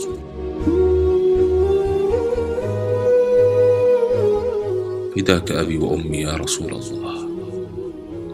ይህን ካሉ በኋላ ረሱላችን ያችን ሚንበር ዳግም ላይ ወጧት ትተው ወረዱና ወደ ቤት ተመለሱ።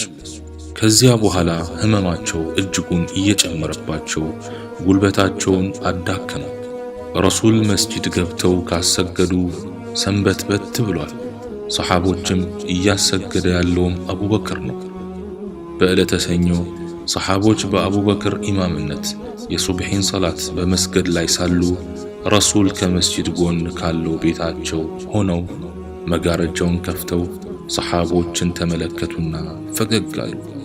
አዎ ተልእኮአቸው ተሳክቶ ሰሓቦች የረሱልን ፈለግ ተከትለው ሲሰግዱ ሲመለከቱ ረሱል ዓለይሂ ሰላቱ ወሰላም በደስታ ፈገግ አሉ።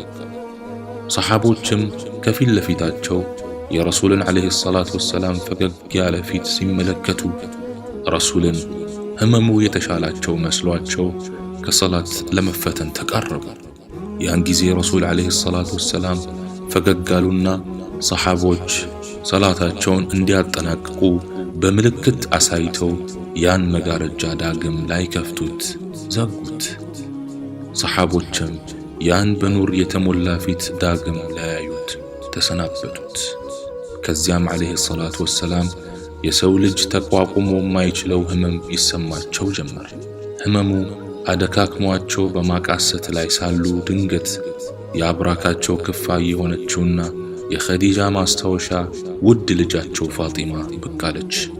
አባቷ እንዲህ በህመም ሲሰቃዩ ስታይ እያለቀሰች ወይኔ አባቴ ስቃ ማለት ጀመረች።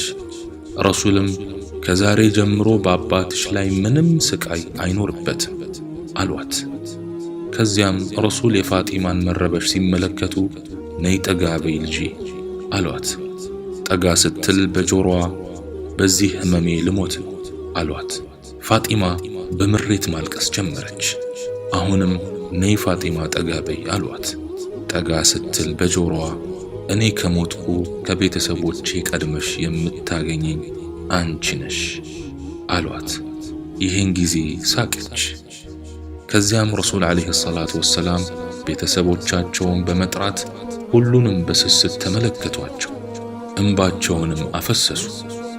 ረሱልም ቀና ብለው እንኳን ደህና መጣችሁ፣ አላህ ያስጠጋችሁ፣ አላህ ይጠብቃችሁ፣ አላህ ያልቃችሁ፣ አላህ መልካሙን ያጋጥማችሁ፣ አላህ ሰላም ያድርጋችሁ፣ አላህ ይቀበላችሁ፣ አላህን እንድትፈሩ እመክራችኋለሁ፣ እናንተንም ለአላህ አደራ ሰጥቻለሁ አሏቸው። ከዚያም ቤተሰቦቻቸውም መች ነው ቀጠሮ ብለው ጠየቋቸው። ረሱልም መለያያችን ደርሷል፣ ወደ አላህና ወደ ሲድረቱል ሙንተሃ መመለሻዬ ተቃርቧል አሉ። ቤተሰቦቻቸውም ማን ሰውነቶን ይጠብ ብለው ሲጠይቁ ረሱልም የቅርብ ቤተሰቦቼ አሉ። ቤተሰቦቻቸውም በምን እንከፍነውት ሲሏቸው ረሱልም በዚህ በለበስኩት ወይም በነጭ ጨርቅ ብለው መለሱላቸው። ቤተሰቦቻቸውም ሰላተል ጀናዛ ማን ያሰግድ ብለው ጠየቋቸው። ረሱልም ቆይ አላህ ስለኔ ኸይር ጀዛችሁን ይክፈላችሁ ብለው እጅጉን ተለቃቀሱ። ከዚያም ረሱል ዓለይሂ ሰላቱ ወሰላም አጥባችሁኝ ከከፈናችሁኝ በኋላ እዚያው ፍራሼ ላይ ተውኝ፣ ከዚያም ከኔ ዘንድ ለጥቂት ጊዜያት ውጡና ጅብሪል፣ ሚካኤል፣ ኢስራፊልና መለከል መውት ከሌሎች መላኢካዎች ጋር ይሰግዱብኛል። ከዚያም እናንተ ገብታችሁ ስገዱ። በመቀጠልም ሌላ ሰው በተራ በተራ እየገባ ይስገድብኝ፣ በውዳሴና በሙሾ አዛ አታድርጉኝ አሏቸው። ከዚያም ህመሙ መልኩን ቀይሮ ያሰቃያቸው ጀመር።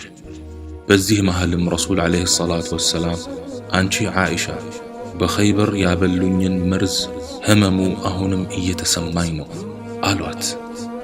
በመጨረሻም የዓኢሻ ወንድም የሆኑት አብዱራህማን በአፉ መፋቂያ ይዞ ረሱልን ዓለይሂ ሰላቱ ወሰላም ሊያያቸው እቤት ገባ። ረሱልም የአብዱራህማንን አፍ ሲመለከቱ ዓኢሻ ረሱል ዓለይሂ ሰላቱ ወሰላም መፋቂያ እንደፈለጉ ተረድታ መፋቂያውን ተቀበለችውና እሱ የፋቀበትን በኩል ቆርጣ ከዚያም በአፏ አለስልሳ ለውዷ ሰጠቻቸው። የህመማቸው ብዛት ላብ እንደ ውሃ ከፊታቸው ይወርድ ጀመር። ይህን ጊዜ ረሱልም በደከመ ድምፃቸው ላኢላሃ ኢላላህ ሞት ጣዕር አለው፣ ላኢላሃ ኢላላህ ሞት ጣዕር አለው እያሉ ሲደጋግሙ ከወደ መስጂድ በኩል የሰሓቦች የምሬት ለቅሶ እስከ ዓኢሻ ቤት ይሰማ ጀመር። ከዚያም ረሱል ዓለይሂ ሰላቱ ወሰላም እቤት ውስጥ ዓኢሻ ስትቀር ሁሉም እንዲወጡ አዘዙ። ሁሉም ሲወጣ ጅብሪል ገባና ያ ረሱላላህ መለከል መውት በር ላይ ቆሞ እያስፈቀደ ነው፣ ከዚህ በፊት ማንንም አስፈቅዶ አያውቅም አላቸው። ረሱልም ዓለይሂ ሰላቱ ወሰላም እንዲገባ ፈቀዱለትና መለከል መውት ገብቶ ረሱል ራስጌ ላይ ቁጭ አለ። ከዚያም መለከል መውት አንቱ የአላህ መልእክተኛ፣ አላህ ከዱንያና እሱን ከመገናኘት የቱ እንደምትፈልጉ አስመርጣቸው ብሎኝ ነው የመጣሁት አላቸው በሐያ ተሞልቶ። ረሱላችንም አይ ወደ ላይ ያለው ጋር መሄድ ይሻለኛል በማለት ለዘመናት በናፍቆቱ የተሰቃዩትን ጌታ መገናኘትን መረጡ።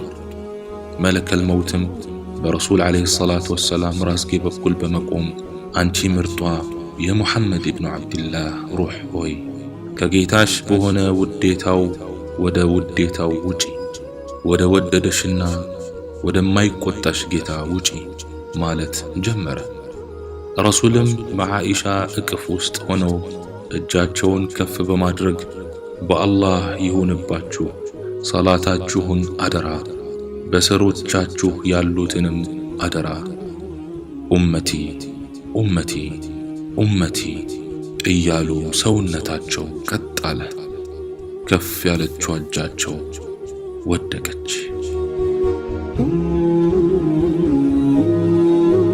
ኢና ሊላህ ወኢና ኢለይሂ ራጂዑን ቢአቢ አንተ ወኡሚ ያ ረሱለላህ።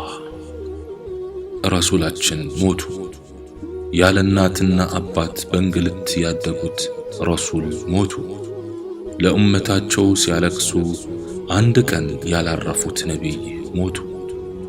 አንድ ቀን የስንዴ ዳቦ ጠግበው ያልበሉት ረሱል ሞቱ።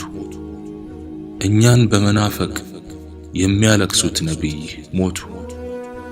ያ ምድርን ለ63 ዓመታት በኑራቸው ያበሯት ነቢይ ሞቱ።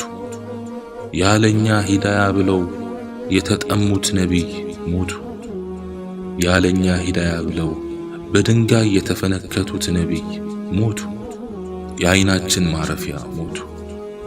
ዓኢሻ የእሳቸውን መሞት ስትመለከት ወደ መስጂዱ በመግባት ለተሰበሰቡት ሶሓቦች ያ አላህ መልእክተኛ ሞቱ፣ ያ አላህ መልእክተኛ ሞቱ እያለች መጮህ ጀመረች። ያኔ ሶሓቦች ራሳቸውን መሳት ጀመሩ። ከእሳቸው በኋላ ያለውን ኑሮ ሲያስቡት ስሜታቸውን መቋቋም አቃታቸው። ግማሹ ራሱን ስቶ ይወድቃል።